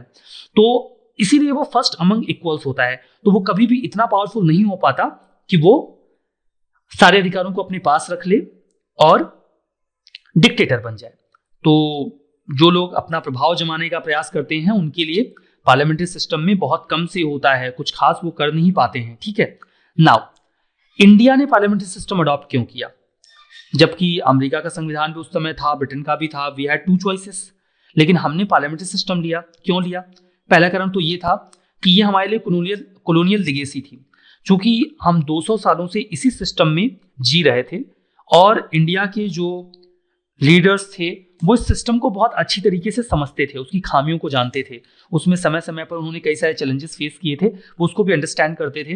दैट्स वाई किसी नए सिस्टम के साथ एक्सपेरिमेंट करने से ज़्यादा अच्छा उन्हें ये लगा कि वो सिस्टम ऑप्ट कर लें जिसको वो अच्छे से समझते हैं। यहाँ पर देखिए, चूंकि जब पूरा कॉलोनियल रूल चल रहा था, ब्रिटिशर्स ने इंडिया के ऊपर अपनी सत्ता जमा रखी थी, तो यहाँ पर एक सामान्य व्यक्ति का कुछ से होता नहीं था, उसको कुछ खास अधिकार दिए नहीं जाते थे। हम एक ऐसी व्यवस्था चाहते थे जहां पर जो व्यक्ति रूल करे या जो डिसीजन मेकिंग है उसमें ज्यादा लोगों का ज्यादा से ज्यादा से हो। तो इसीलिए लोगों के पार्टिसिपेशन को बेहतर बनाने के लिए हमने पार्लियामेंट्री सिस्टम की ओर अपना झुकाव बढ़ा दिया। तीसरी बात कि इनडायरेक्ट रिप्रेजेंटेशन जरूरी था, इंडिया बहुत ही बड़ा देश था, तो इसलिए पार्लियामेंट्री सिस्टम एक अच्छा एवेन्यू लग रहा था। हम चाहते थे कि पब्लिक का लगातार से हो डिसीजन मेकिंग में। हम ये भी चाहते थे कि अगर कोई सरकार या कोई प्राइम मिनिस्टर अच्छा नहीं है, या फिर कोई भी ऐसी स्थिति आती है जहां पर सरकार को बीच में बदलने की संभावना बने, तो सरकार बदली जा सके। ऐसा नहीं कि एक व्यक्ति 4 साल के लिए गद्दी पे आके बैठ गया अमेरिका की तरह तो बैठ गया, अब उसको झेलना ही पड़ेगा, ठीक है। पांचवी बात ये, वही मिड टर्म चेंज की बात हो गई। यहां पर एक एक्टिव ऑर्गेनिक रिलेशनशिप मिलती है तीनों ऑर्गन्स के बीच में, जुडिशरी के बीच में, लेजिस्लेचर के बीच में और एग्जीक्यूटिव के बीच में। तीनों जुड़े हुए हैं एक दूसरे के साथ, ठीक है। बहुत स्ट्रिक्ट सेपरेशन ऑफ पावर तो है नहीं, बट फिर भी जो हमारी जुडिशरी है वो तो काफी अलग है इन दोनों ऑर्गन से। बट एग्जीक्यूटिव और लेजिस्लेचर, विधायिका और कार्यपालिका तो आपस में जुड़े हुए हैं ही, ये तो सच्चाई है। तो एक बहुत ही जीवंत सा आपको एक बहुत ही लिविंग रिलेशन मिलेगा इन तीनों के बीच में इस सिस्टम में। दैट्स वाई ये हमारे कॉन्स्टिट्यूशन मेकर्स को ज्यादा अच्छा लगा, ज्यादा पसंद आया। जो पार्लियामेंट्री सिस्टम है वो थोड़ा ज्यादा लिबरल है, ज्यादा रिस्पॉन्सिव है, थोड़ा ज्यादा डेमोक्रेटिक है कंपेरिजन टू कौन सा सिस्टम? Presidential system. आठवीं बात कि यहाँ पर अगर देखिए, अगर आप प्रेसिडेंशियल सिस्टम को चुने तो वहां पर प्रेसिडेंट को बहुत ज्यादा ऑटोनॉमी होती है, आवश्यकता से अधिक अधिकार, आवश्यकता से अधिक शक्तियां। अब उसका नुकसान ये हो सकता है कि एक व्यक्ति अधिक अधिकार अपने पास समेट लेगा, तो ज्यादा ऑटोनॉमी देना भी खतरनाक हो जाता है। नौवीं बात कि जब हमारा संविधान बनाया जा रहा था तो हम चाहते थे कि एग्जीक्यूटिव और लेजिस्लेचर के बीच में विवाद ना हो। हम शुरू में विवाद नहीं चाहते थे। That's why we wanted cooperation, coordination and cooperation, collaboration, coordination and cooperation, triple C. ऐसे शब्दों का इस्तेमाल आप कर सकते हो, ये अच्छे लगते हैं जब आप लिखते हो आंसर्स वगैरह में, तो एग्जामिनर को पसंद आ सकता है। जैसे triple Cs, collaboration, coordination, cooperation, ठीक है। तो इसीलिए हमने पार्लियामेंट्री सिस्टम को चुना। और यहाँ पर जो कैबिनेट है, अगर कोई व्यक्ति, जैसे कि प्रेसिडेंशियल सिस्टम में होता है, तो अगर ये अधिकार यहाँ पर इंडिया में किसी एक को दे दिया जाता तो ये खतरनाक हो सकता था। देखिए डर भी तो लगता है ना कि नया नया देश आजाद हुआ था, ठीक है, ब्रिटिशर्स इतने लंबे समय से रूल कर रहे थे, किसी एक व्यक्ति को आवश्यकता से अधिक अधिकार देने में हमारे कॉन्स्टिट्यूशन मेकर्स डर रहे थे, कहीं ऐसा ना हो कि ये डिक्टेटर बन के बैठ जाए। इतने दिनों से छुटकारा मिला भी किसी जैसे तैसे तो फिर कोई और यहाँ पे आके सिर पे बैठ जाए। तो इस चीज को अवॉइड करने के लिए वो नहीं चाहते थे कि किसी एक व्यक्ति को आवश्यकता से अधिक अधिकार दिया जाए। और फिर कैबिनेट को अगर कोई एक व्यक्ति जैसे कि प्रेसिडेंट अमेरिका में चुन रहा है तो फिर कंसंट्रेशन ऑफ पावर के चांसेस ज्यादा होंगे। तो इस चीज को अवॉइड करने के लिए इंडिया में पार्लियामेंट्री फॉर्म ऑफ गवर्नमेंट को चुना गया। एक और इंपॉर्टेंट कारण है जो यहाँ पे मेंशन नहीं है, मैं आपको बता देता हूं। देखिए हमारे कॉन्स्टिट्यूशन मेकर्स जब इस बात को कंसीडर कर रहे थे कि आखिर हम क्या लें, प्रेसिडेंशियल फॉर्म ऑफ गवर्नमेंट लें या फिर पार्लियामेंट्री फॉर्म ऑफ गवर्नमेंट लें, उनके पास दो ऑप्शन थे। प्रेसिडेंशियल फॉर्म ऑफ गवर्नमेंट में ज्यादा स्टेबिलिटी थी लेकिन कम रिस्पॉन्सिबिलिटी थी, जबकि पार्लियामेंट्री सिस्टम में वल्नरेबिलिटी थी, कम स्टेबिलिटी थी, सरकार कभी भी गिर सकती है, लोअर हाउस कभी भी डिसॉल्व हो सकता है, लेकिन यहां पर ज्यादा रिस्पॉन्सिबिलिटी थी, गवर्नमेंट ज्यादा रिस्पॉन्सिव होगी। अब हमारे कॉन्स्टिट्यूशन मेकर्स को स्टेबिलिटी और रिस्पॉन्सिवनेस इन दोनों में से एक चीज को चुनना था। हमारे कॉन्स्टिट्यूशन मेकर्स ने रिस्पॉन्सिवनेस को चुना। सरकार रिस्पॉन्सिव हो, थोड़ी कम स्टेबल हो, चलेगा। तो ये हमारे कॉन्स्टिट्यूशन मेकर्स की सोच थी, वो आप जानते रहिए। इस पर प्रॉपर डिबेट हुई थी कि हमें कौन सी व्यवस्था अपनानी चाहिए, और प्रॉपर डिबेट के बाद इस चीज को डिसाइड किया गया कि इंडिया पार्लियामेंट्री सिस्टम अपनाएगा। ठीक है, नाउ पार्लियामेंट्री सिस्टम की अपनी खामियां हैं, अपनी अच्छाइयां हैं, तो पहले अच्छाइयों पे बात कर लेते हैं। पहली बात तो लेजिस्लेचर और एग्जीक्यूटिव के बीच में आपको यहाँ पे हार्मनी मिलेगी। क्यों मिलेगी? क्योंकि एग्जीक्यूटिव लेजिस्लेचर का पार्ट होता है। समझ में आ गया ना? रिस्पॉन्सिबल गवर्नमेंट होती है, एग्जीक्यूटिव जो कि गवर्नमेंट की तरह वर्क करती है, वो लेजिस्लेचर का ही पार्ट होते हैं, तो उनके प्रति रिस्पॉन्सिबल भी होते हैं। तीसरी बात, डिस्पोटिज्म के चांसेस बहुत कम होते हैं, क्योंकि यहाँ पर कई सारी लिमिटेशंस होती हैं। जो प्राइम मिनिस्टर है वो पावरफुल होता है, बट इतना नहीं कि वो तानाशाह बन सके। वो अपनी गवर्नमेंट में उन्हीं लोगों को ले सकता है जिनको लोगों ने चुनकर भेजा है। दैट टू बाकी जो पार्लियामेंट है वो क्वेश्चन रेज करती है, कमिटीज के जरिए उनसे पूछताछ की जाती है कि आपने ये काम कब कैसे किया। तो इस आधार पर डिस्पोटिज्म के चांसेस, तानाशाही के चांसेस न के बराबर होते हैं। वाइडर रिप्रेजेंटेशन होता है पार्लियामेंट्री सिस्टम में हर लेवल पे, मतलब रिप्रेजेंटेशन तो वहां भी होता है, प्रेसिडेंशियल सिस्टम में भी होता है, बट वहां पे एग्जीक्यूटिव में जो लोग होते हैं वो रिप्रेजेंट नहीं करते लोगों को। इंडिया में ऐसा नहीं है, या फिर पार्लियामेंट्री सिस्टम में ऐसा नहीं है। वहां पे जो लोग एग्जीक्यूटिव में होते हैं वो भी लोगों के रिप्रेजेंटेटिव ही होते हैं, मेंबर ऑफ पार्लियामेंट ही होते हैं। तो यहाँ पर जो रिप्रेजेंटेशन है वो कंपैरेटिवली ज्यादा वाइडर है। यहाँ पर देखिए हमेशा एक अल्टरनेटिव गवर्नमेंट रेडी रहती है। कुछ लोग बोलते हैं सरकार बार बार गिरती है, प्रेसिडेंशियल सिस्टम में ऐसा नहीं होता, वहां सरकार नहीं गिरती। यहाँ पे सरकार गिरती भी है तो हमेशा एक अल्टरनेटिव गवर्नमेंट तैयार रहती है। जो रूलिंग पार्टी है, अगर कुछ लोग सरकार से समर्थन खींचेंगे तो रूलिंग पार्टी, जो अपोजिशन पार्टी है, उसके पास हमेशा ये चांस होता है कि वो उन लोगों का सपोर्ट अपने पास ले ले और वो सरकार बना ले। और यहाँ पर जो हेड ऑफ द स्टेट हैं, प्रेसिडेंट हैं, उनके पास मौका होता है सरकार गिरने के बाद कि वो अपोजिशन पार्टी का लीडर को इन्वाइट करते हैं कि आप आइए और अगर आपके पास ये क्षमता है तो मेजॉरिटी प्रूव करिए और सरकार बना लीजिए। तो यहाँ पर हमेशा एक मौका रहता है, एक अल्टरनेटिव गवर्नमेंट हमेशा तैयार रहती है। यही कारण है कि मतलब ऐसा नहीं कि सरकार गिर गई तो फिर से इलेक्शन होगा। अगर अपोजिशन पार्टी वाले फिर से सरकार बनाने में सक्षम है तो बना लें। इलेक्शन दोबारा तभी होगा जब वो भी सरकार नहीं बना पाएंगे। तो इसीलिए जेनिंग्स ने बोला था, डॉक्टर जेनिंग्स ने, जो कि एक पॉलिटिकल थिंकर है, उन्होंने बोला था कि लीडर ऑफ अपोजिशन एक अल्टरनेटिव प्राइम मिनिस्टर होता है। जो अपोजिशन का नेता होता है वो वास्तव में एक वैकल्पिक प्रधानमंत्री होता है, जो कभी भी प्रधानमंत्री का पद पा सकता है अगर सरकार गिर जाए और बाकी के लोग उसे समर्थन दे दें तो ये कुछ मेरिट्स हैं पार्लियामेंट्री सिस्टम की। अब मेरिट्स हैं तो डीमेरिट्स भी होंगी। डीमेरिट्स भी बिल्कुल हैं, अनस्टेबल गवर्नमेंट होती है, कभी भी सरकार गिर सकती है। अगर कुछ लोगों ने समर्थन अपना खींच लिया, कुछ पार्टी मेंबर्स छोड़कर चले गए, तो यहाँ पर पूरी संभावना है कि सरकार गिर सकती है। तो यहाँ पर इंस्टेबिलिटी तो रहती है। दूसरी बात, नो कंटिन्यूटी ऑफ पॉलिसीज में कंटिन्यूटी आपको जो प्रेसिडेंशियल सिस्टम में देखने को मिलेगी वो पार्लियामेंट्री सिस्टम में देखने को नहीं मिलेगी। बिकॉज यहाँ पर मतलब ऐसा है कि दो पार्टीज बिल्कुल अलग अलग लीगेसी फॉलो कर रही होती हैं। जैसे इंडिया में ही देख लीजिए, दो इंपॉर्टेंट नेशनल पार्टीज हैं, बीजेपी है, कांग्रेस है, दोनों का अपना अलग अलग एजेंडा है। एक पार्टी जब आती है तो वो दूसरे दल की जितनी भी नीतियां उनको पूरा उलट देती है, पलट देती है। ऐसा प्रेसिडेंशियल सिस्टम में नहीं होता। और ये लीगेसी बेसिकली अगर आप अमेरिका के एग्जांपल लें तो उन्हें कोल्ड वॉर से मिला है। मतलब वो अपने आइडियोलॉजिकल बेसिस पे कितना ही डिफरेंस क्यों ना रखते हो, कुछ कोर आइडियोलॉजी होती है जिसको वो फॉलो करेंगे ही करेंगे, वहां पर उनको आपको कोई डिफरेंस देखने को नहीं मिलेगा। Now dictatorship of cabinet, cabinet यहाँ पे बहुत पावरफुल हो जाती है, उनको जो करना होता है वो करते हैं मनमाने तरीके से, ठीक है, और उनकी बहुत कम चेक्स एंड बैलेंसेस के प्रावधान करे गए हैं।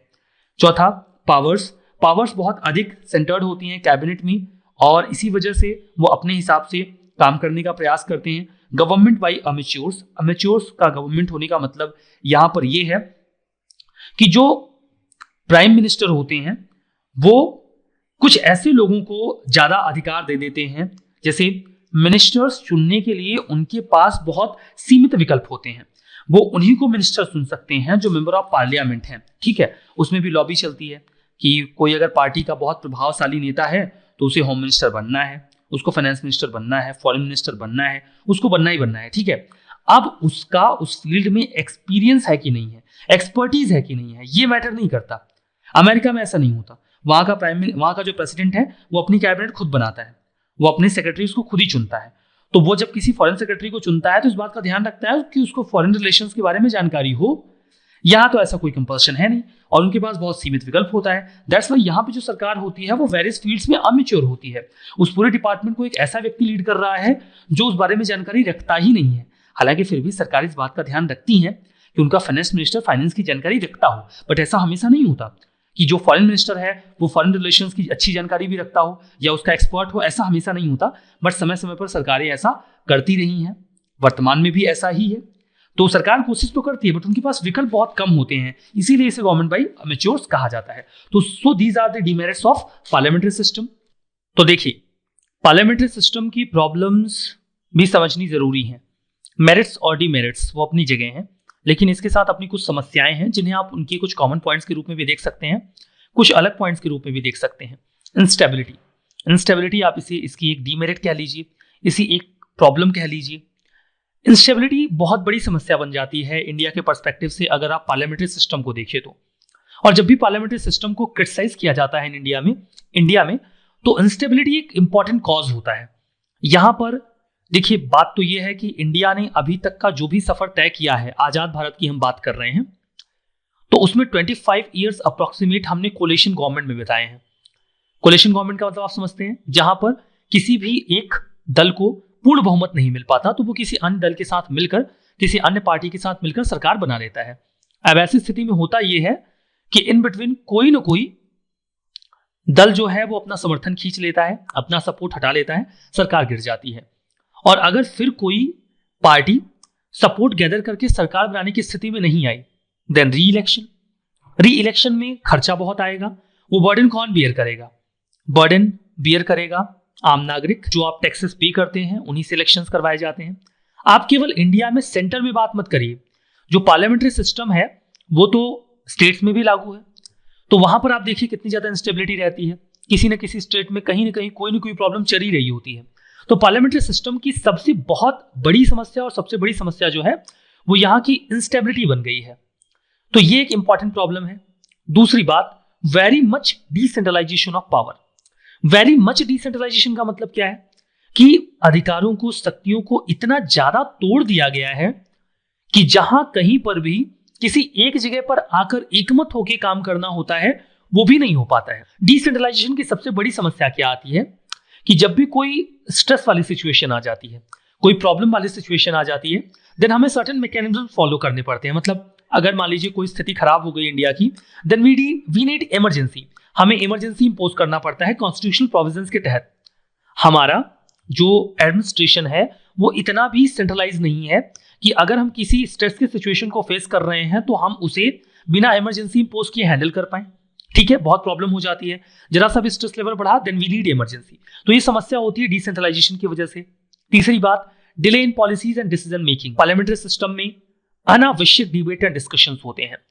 मतलब एक लिमिट तक तो उनकी आवश्यकता होती है, एक लिमिट के बाद किसी बात को जबरदस्ती खींचा जाता है, बढ़ाया जाता है च्युइंगम की तरह, तो फिर वो बहुत टाइम वेस्ट करता है। तो वो जो प्रॉब्लम आती है वो भी समस्या का विषय है। चौथी बात, कि जो हमारा प्राइम मिनिस्टर है वो या तो बहुत पावरफुल हो जाता है या बिल्कुल पावरफुल नहीं रहता। That is the problem of parliamentary system.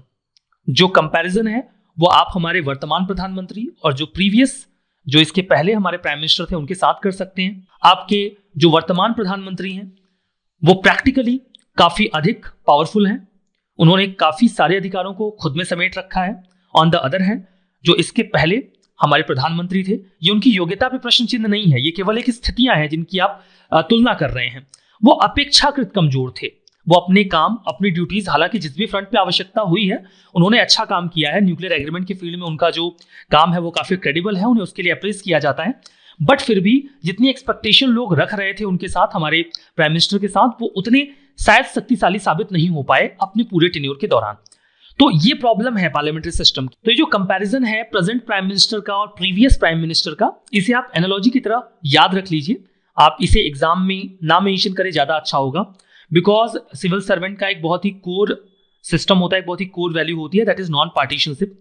Non पार्टीशनशिप आपको ये बताती है कि आप अपनी बातों में, अपने ओपिनियन में कहीं भी ये नहीं दिखाएंगे कि आपका झुकाव किसी दल की ओर है।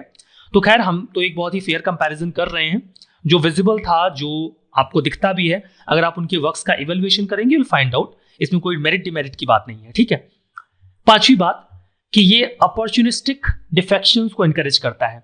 यहां पर कुछ ऐसी सिचुएशंस बन जाएंगी जिसमें कोई एक पॉलिटिकल लीडर इमर्ज होकर आएगा, वो पावर से एज्यूम कर लेगा। ऐसी स्थितियां सामान्यतया प्रेसिडेंशियल सिस्टम में नहीं बनती। वहां पर आप फेयरली एलिजिबल हैं, स्ट्रांग हैं, तभी आप पावर एज्यूम कर पाते हैं। लेकिन पार्लियामेंट्री सिस्टम कैरिज्मेटिक पर्सनैलिटी वाले लीडर्स को कुछ एडवांटेज दे देता है कि वो सिचुएशन के बेसिस पर पावर एज्यूम करने में सफल हो जाते हैं। छठी बात कि जो एग्जीक्यूटिव है उसको काफी ज्यादा अधिकार मिल गया है। एग्जीक्यूटिव्स काफी पावरफुल कंडीशन में रहते हैं। कुल मिला के जो पूरा देश है फील तो वो एग्जीक्यूटिव्स के हाथों में चला जाता है। वही अपने हिसाब से सारे काम कर रहे होते हैं। वो ना केवल एग्जीक्यूटिव फंक्शंस को प्रभावित करते हैं, बल्कि वो लेजिस्लेचर को भी प्रभावित करते हैं अपने ओपिनियन से और अपना जो प्रभाव है उसके जरिए। सातवीं बात कि डुअल पावर सेंटर्स हो जाते हैं यहाँ पर, और इसकी वजह से जैसे अगर कोई ऐसी बात आ गई कि मान लीजिए कोई एक पार्टी जो है उसे इनफ मेजोरिटी नहीं मिल पाई, तो ऐसी स्थिति में दो पावर सेंटर्स बन जाएंगे। दोनों दल जो हैं वो एक साथ मिलकर सरकार बनाएंगे। तो ये दल अपना पावर सेंटर बना के रखेगा, ये दल अपना बना के रखेगा। ऐसी स्थिति में जो सरकार है वो वल्नरेबल हो जाती है। अगर सरकार चाहती है कि वो कुछ टैक्सेस इंपोज कर दे जो जरूरी है कुछ कामों को करने के लिए, तो दूसरा दल इसका विरोध करना शुरू कर देगा, जबकि वो उनका कोलिशन पार्टनर है, ताकि लोगों की सिंपैथी उनकी ओर चली जाए। तो ये सारे खेल चलते रहते हैं। तो ये पार्लियामेंट्री सिस्टम की कुछ खामियां हैं जिन पर अभी हमने चर्चा की, जिनके बैकग्राउंड में कुछ प्रैक्टिकल एस्पेक्ट भी हैं जो समटाइम्स पॉलिटिकल भी हैं। हम उन्हें अवॉइड कर रहे हैं, केवल बातों बातों को समझ रहे हैं, बिकॉज हमें बहुत ज्यादा पॉलिटिकल नहीं होना है। हमें न्यूट्रल होकर अपने आंसर को लिख देना है, अपना जवाब तैयार कर लेना है। तो पार्लियामेंट्री सिस्टम के साथ जो कुछ समस्याएं हैं, जो प्रॉब्लम्स हैं, वो हमने यहाँ पर देख ली। बट पार्लियामेंट्री सिस्टम कई तरीके की अच्छे काम परफॉर्म कर पाता है, इसीलिए इसकी काफी सिग्निफिकेंस भी है, काफी महत्व है इंडिया के सिस्टम में। तो पार्लियामेंट्री सिस्टम में पार्लियामेंट कौन कौन से फंक्शंस परफॉर्म करती है? सबसे पहले तो ये हमारे लिए कानून निर्माण का कार्य करते हैं। हम एक सरकार देते हैं। सरकार कैसे देते हैं? बिकॉज जो हमारे मिनिस्टर्स होते हैं, काउंसिल ऑफ मिनिस्टर के पार्ट होते हैं, वो सभी लोग हमारे लेजिस्लेचर में से ही निकल के आते हैं, मतलब पार्लियामेंट में से ही निकल के आते हैं। तो एक्चुअली में जो आपको सरकार मिलती है वही पार्लियामेंट के जरिए मिलती है, उसी के मेंबर्स सरकार में आ जाते हैं। ये गवर्नमेंट को अकाउंटेबल बना के रखते हैं। जो क्वेश्चन आर होता है वहां पर जो गवर्नमेंट के मेंबर्स हैं उनसे सवाल पूछा जाता है कि आप ये पॉलिसी कैसे फ्रेम कर रहे हैं, इस पर कितना काम होना है, कितना हुआ है। तो इस तरीके से वो उनको अकाउंटेबल बना के रखते हैं। और जो यूनिटी और डाइवर्सिटी का प्रिंसिपल है उसे अपहोल्ड करता है हमारा पार्लियामेंट। वहां पर हर रीजन से लोग अपना रिप्रेजेंटेशन इंश्योर करते हैं, सभी लोग वहां पे जाते हैं, अपने रिप्रेजेंटेटिव्स के माध्यम से वो अपनी बातें कहते हैं और अपनी मांगों को वहां पे रखने का प्रयास करते हैं। तो पार्लियामेंट्री सिस्टम में पार्लियामेंट एक की रोल प्ले करती है, कई तरीके से वो लोगों के लिए सिग्निफिकेंट होती है। इस लिहाज से जो पार्लियामेंट्री सिस्टम है वो काफी बेहतर तरीके से इंडिया में परफॉर्म करता है। हालांकि पार्लियामेंट्री कंट्रोल भी जरूरी है। पार्लियामेंट्री कंट्रोल क्यों जरूरी है? ताकि पार्लियामेंट्री सिस्टम अच्छी तरीके से काम कर सके। पार्लियामेंट्री सिस्टम पर कई तरीके के क्वेश्चन लगातार रेज किए जाते रहे हैं। हम एंड में उस पर चर्चा भी करेंगे। क्योंकि ये हमारा सेशन इनफ लॉन्ग हो गया है, तो इसी के कंटिन्यूएशन में हम अपना नेक्स्ट लेक्चर रखेंगे। तो पार्लियामेंट्री जो सिस्टम है उसमें पार्लियामेंट पे कंट्रोल जरूरी है। जरूरी क्यों है कंट्रोल, वो भी समझ लीजिए। कंट्रोल इसलिए जरूरी है बिकॉज पार्लियामेंट लोगों को रिप्रेजेंट करती है। पार्लियामेंट्री सिस्टम की फीचर के रूप में पार्लियामेंट लोगों का रिप्रेजेंटेशन करती है। पब्लिक फाइनेंस का कस्टोडियन कौन है? हमारी पार्लियामेंट है। एक कॉन्सेप्ट जो अमेरिकन रिवोल्यूशन से निकल के आया था, नो टैक्सेशन विदाउट रिप्रेजेंटेशन, मतलब कि हम तब तक टैक्स पे नहीं करेंगे जब तक हमें रिप्रेजेंटेशन नहीं मिल जाता। तो पब्लिक फाइनेंस को खर्च करने का जो अधिकार है वो हमारी पार्लियामेंट को दिया गया है। स्पेसिफिकली अगर आप लोअर हाउस कहें तो, क्योंकि जो मनी बिल्स हैं, इकोनॉमिक जो बजट वगैरह है, उसमें लोअर हाउस को लगभग सारे अधिकार दिए गए हैं। तो नो टैक्सेशन विदाउट रिप्रेजेंटेशन का जो प्रतिनिधित्व नहीं तो कर नहीं का जो प्रावधान है, जो एक फिलॉसफी है जो अमेरिकन रिवोल्यूशन के दौरान इवॉल्व हुई थी, वो इंडिया में भी एप्लीकेबल है, लगभग हर देश में एप्लीकेबल है। तो पब्लिक फाइनेंस को हैंडल कौन कर रहा है? पार्लियामेंट कर रही है, तो चेक तो होना चाहिए। ये गवर्नमेंट के एक्सपेंसेस को चेक करते हैं, फंड्स को वो कैसे रेज करेंगे, उन्हें कितना पैसा चाहिए, ये सब वही डिसाइड करते हैं। ये मेजोरिटेरियन को कर्व करने का प्रयास करते हैं। मेजोरिटेरियनिज्म, कोई एक ऐसा दल या कोई ऐसा ग्रुप, दल की बात हम ना करें तो बेहतर होगा, हम किसी ग्रुप की बात करते हैं सोसाइटी के जो मेजोरिटी में है, वो सब कुछ अपने हाथों में नहीं ले सकता, बिकॉज पार्लियामेंट कई सारे कल्चर को, कई सारे रीजन्स को रिप्रेजेंट करता है। तो वहां पर एक सिनर्जी आपको देखने को मिलती है। ये गवर्नमेंट को सेंसिटाइज करता है कि वो पब्लिक इश्यूज को और कंसर्न्स को एड्रेस करें। दैट्स वाई पार्लियामेंट्री सिस्टम में पार्लियामेंट पे कंट्रोल जरूरी है, ताकि जो पार्लियामेंट है, जो हमारी संसद है, वो अपने फंक्शंस अच्छे से परफॉर्म कर पाए, बढ़िया तरीके से वो अपना काम कर पाए, बहुत जरूरी होता है इसके लिए। ठीक है, नाउ कॉन्टेम्परेरी ट्रेंड क्या चल रहा है इंडियन पार्लियामेंट की वर्किंग में, ये ट्रेंड आप समझ लेंगे। कुछ बातें मैं और भी बता दूंगा तो आपको एक बेसिक मिल जाएगा, बेसिक बातें समझ में आ जाएंगी। देखिए, कोलिशन गवर्नमेंट्स कई बार आई हैं, दैट्स वाई जो वेरियस कमिटीज का कल्चर है वो थोड़ा बढ़ गया है अब पार्लियामेंट में।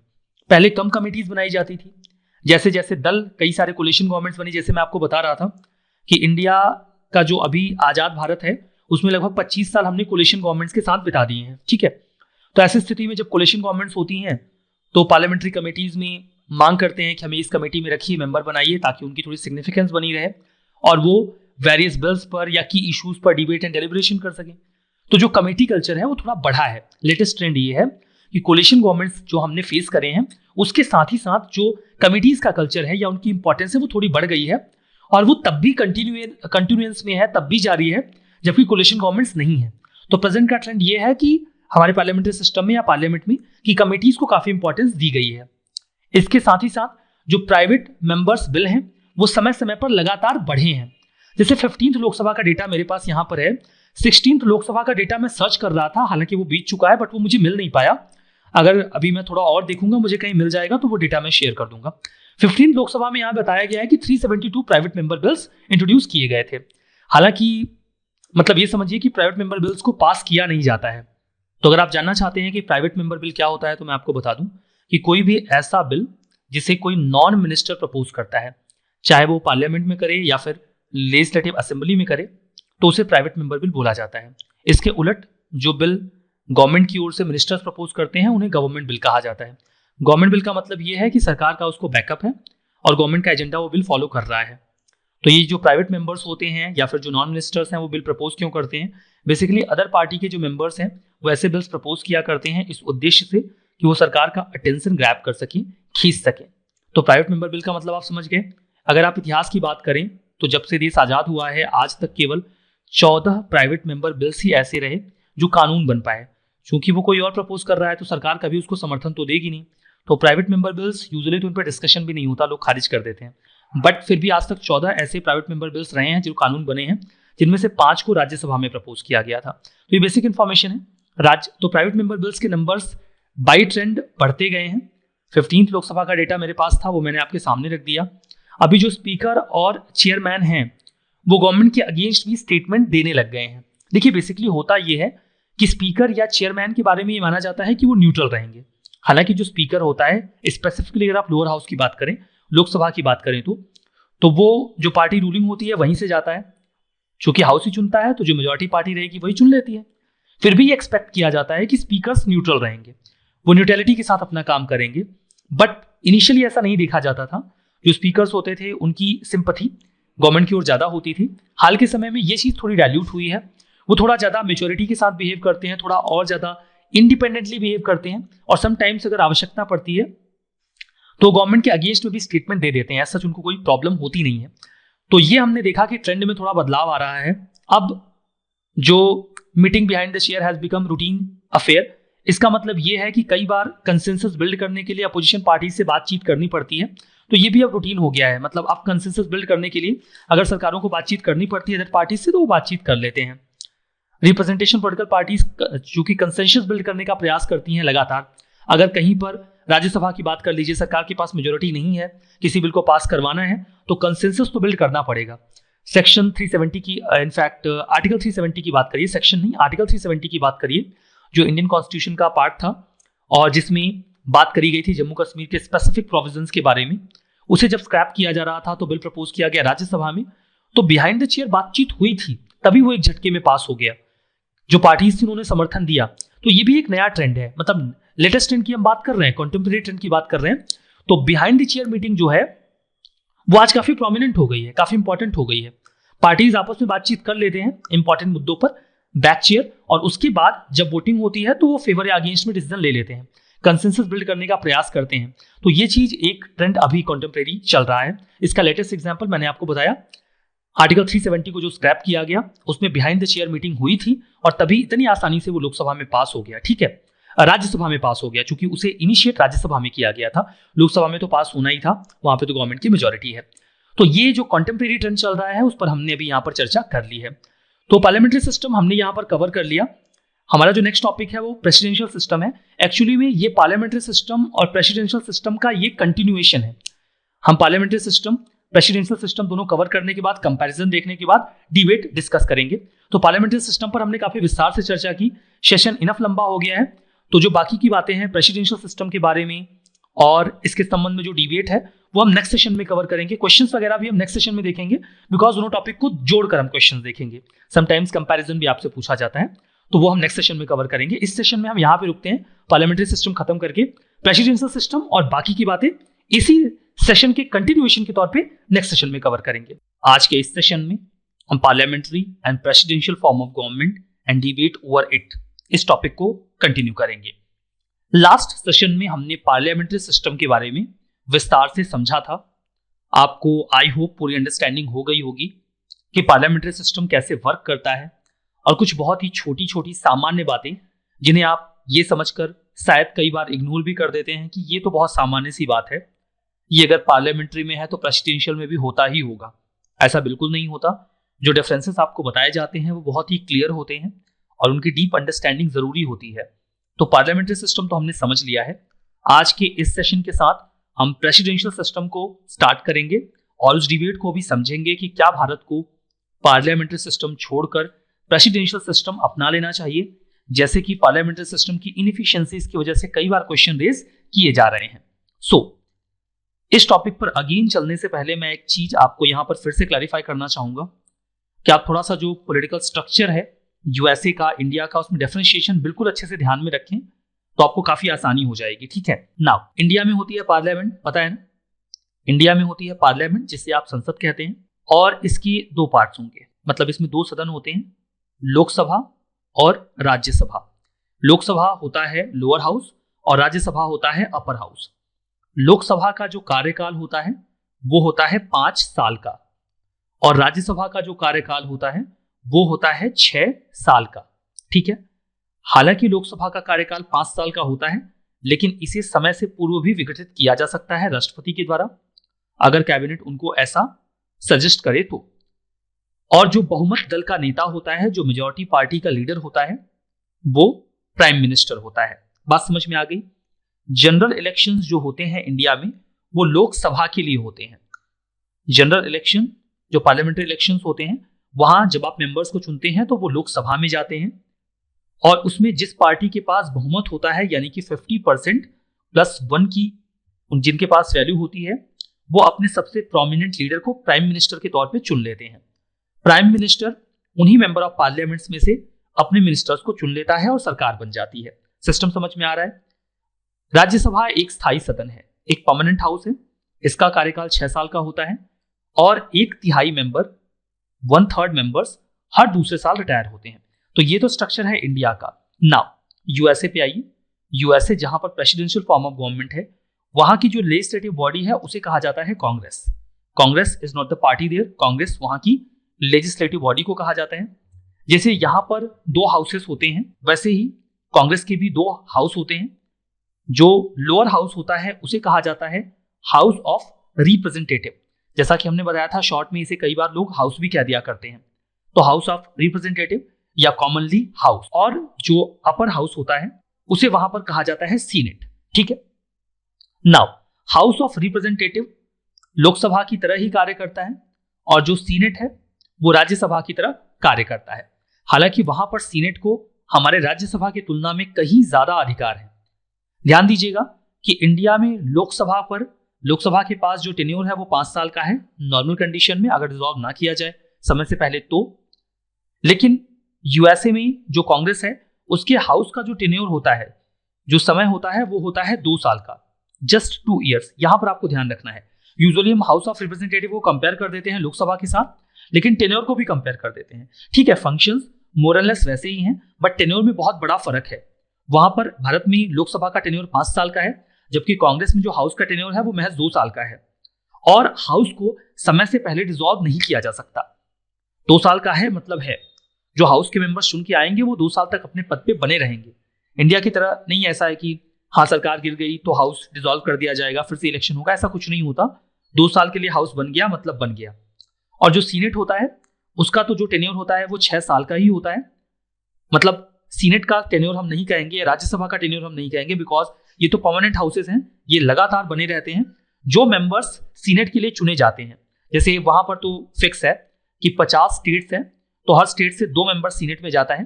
तो अमेरिका में जो सीनेट में मेंबर्स का नंबर है दैट इज 100, ये फिक्स है, 100 है। तो 100 मेंबर्स वहां सीनेट में होते हैं। ठीक है, तो जो लोग चुने जाएंगे सीनेट के लिए वो 6 साल के लिए चुने जाएंगे और 1/3 मेंबर 33 या 34, किसी साल 33 किसी साल मतलब हर 2 साल के गैप पर होता है। तो किसी 2 साल के गैप पर 33, किसी 2 साल के गैप पर 34 लोग रिटायर होंगे और नए लोगों का इलेक्शन हो जाएगा। तो सीनेट और राज्यसभा लगभग वैसे ही हैं। मेंबर का टेन्योर 6 साल और 1/3 मेंबर हर 2 साल पर रिटायर होंगे। लेकिन यहां पर हाउस में और लोकसभा में डिफरेंस है। हाउस को डिसॉल्व नहीं किया जा सकता और इनके मेंबर्स का जो टेन्योर होता है वो 2 साल का होता है। लोकसभा को इंडिया में डिसॉल्व किया जा सकता है, जो टेन्योर है वो 5 साल का है, जो कोई भी मेंबर ऑफ पार्लियामेंट लोकसभा में जाते हैं। तो ठीक है, यहां पर जैसे जो हमारा प्राइम मिनिस्टर होता है वो लोकसभा में से ही आ जाता है। लेकिन पार्लियामेंट्री सिस्टम में, प्रेसिडेंशियल सिस्टम में स्पेसिफिकली अगर हम बात यूएसए की कर रहे हैं तो वहां का जो प्रेसिडेंट होता है उसका इस हाउस से कुछ भी लेना देना नहीं होता। प्रेसिडेंट का इलेक्शन अलग होता है, हाउस के मेंबर्स का इलेक्शन अलग होता है। जैसे यहां पर हमारे लिए प्राइम मिनिस्टर का इलेक्शन अलग नहीं होता। प्राइम मिनिस्टर तो उसी लोकसभा में से ही चुन लिया जाता है। जो मेंबर ऑफ पार्लियामेंट बनेगा लोकसभा में जाकर, या राज्यसभा का भी वो मेंबर है तो अगर पार्टी चाहती है तो उसको प्राइम मिनिस्टर बना देते हैं। इसीलिए उसे फर्स्ट अमंग इक्वल्स बोला जाता है, क्योंकि अल्टीमेटली तो वो मेंबर ऑफ पार्लियामेंट ही होता है। लेकिन प्रेसिडेंशियल सिस्टम में प्रेसिडेंट के साथ ऐसा नहीं होता। प्रेसिडेंट को एक इलेक्टोरल कॉलेज बनता है, लोग इलेक्टोरल कॉलेज के लिए वोट करते हैं और वो जो इलेक्टोरल कॉलेज होता है वो कई सारे दलों के लीडर्स में से किसी एक को प्रेसिडेंट चुन लेते हैं। और प्रेसिडेंट को चुनने के बाद इस इलेक्टोरल कॉलेज को डिसॉल्व कर दिया जाता है, खत्म कर दिया जाता है। तो प्रेसिडेंट का चुनाव अलग होता है, हाउस के मेंबर्स का चुनाव अलग होता है। ये प्रेसिडेंशियल सिस्टम में होता है। अब प्रेसिडेंट जो होते हैं वो वहां के एग्जीक्यूटिव के हेड होते हैं।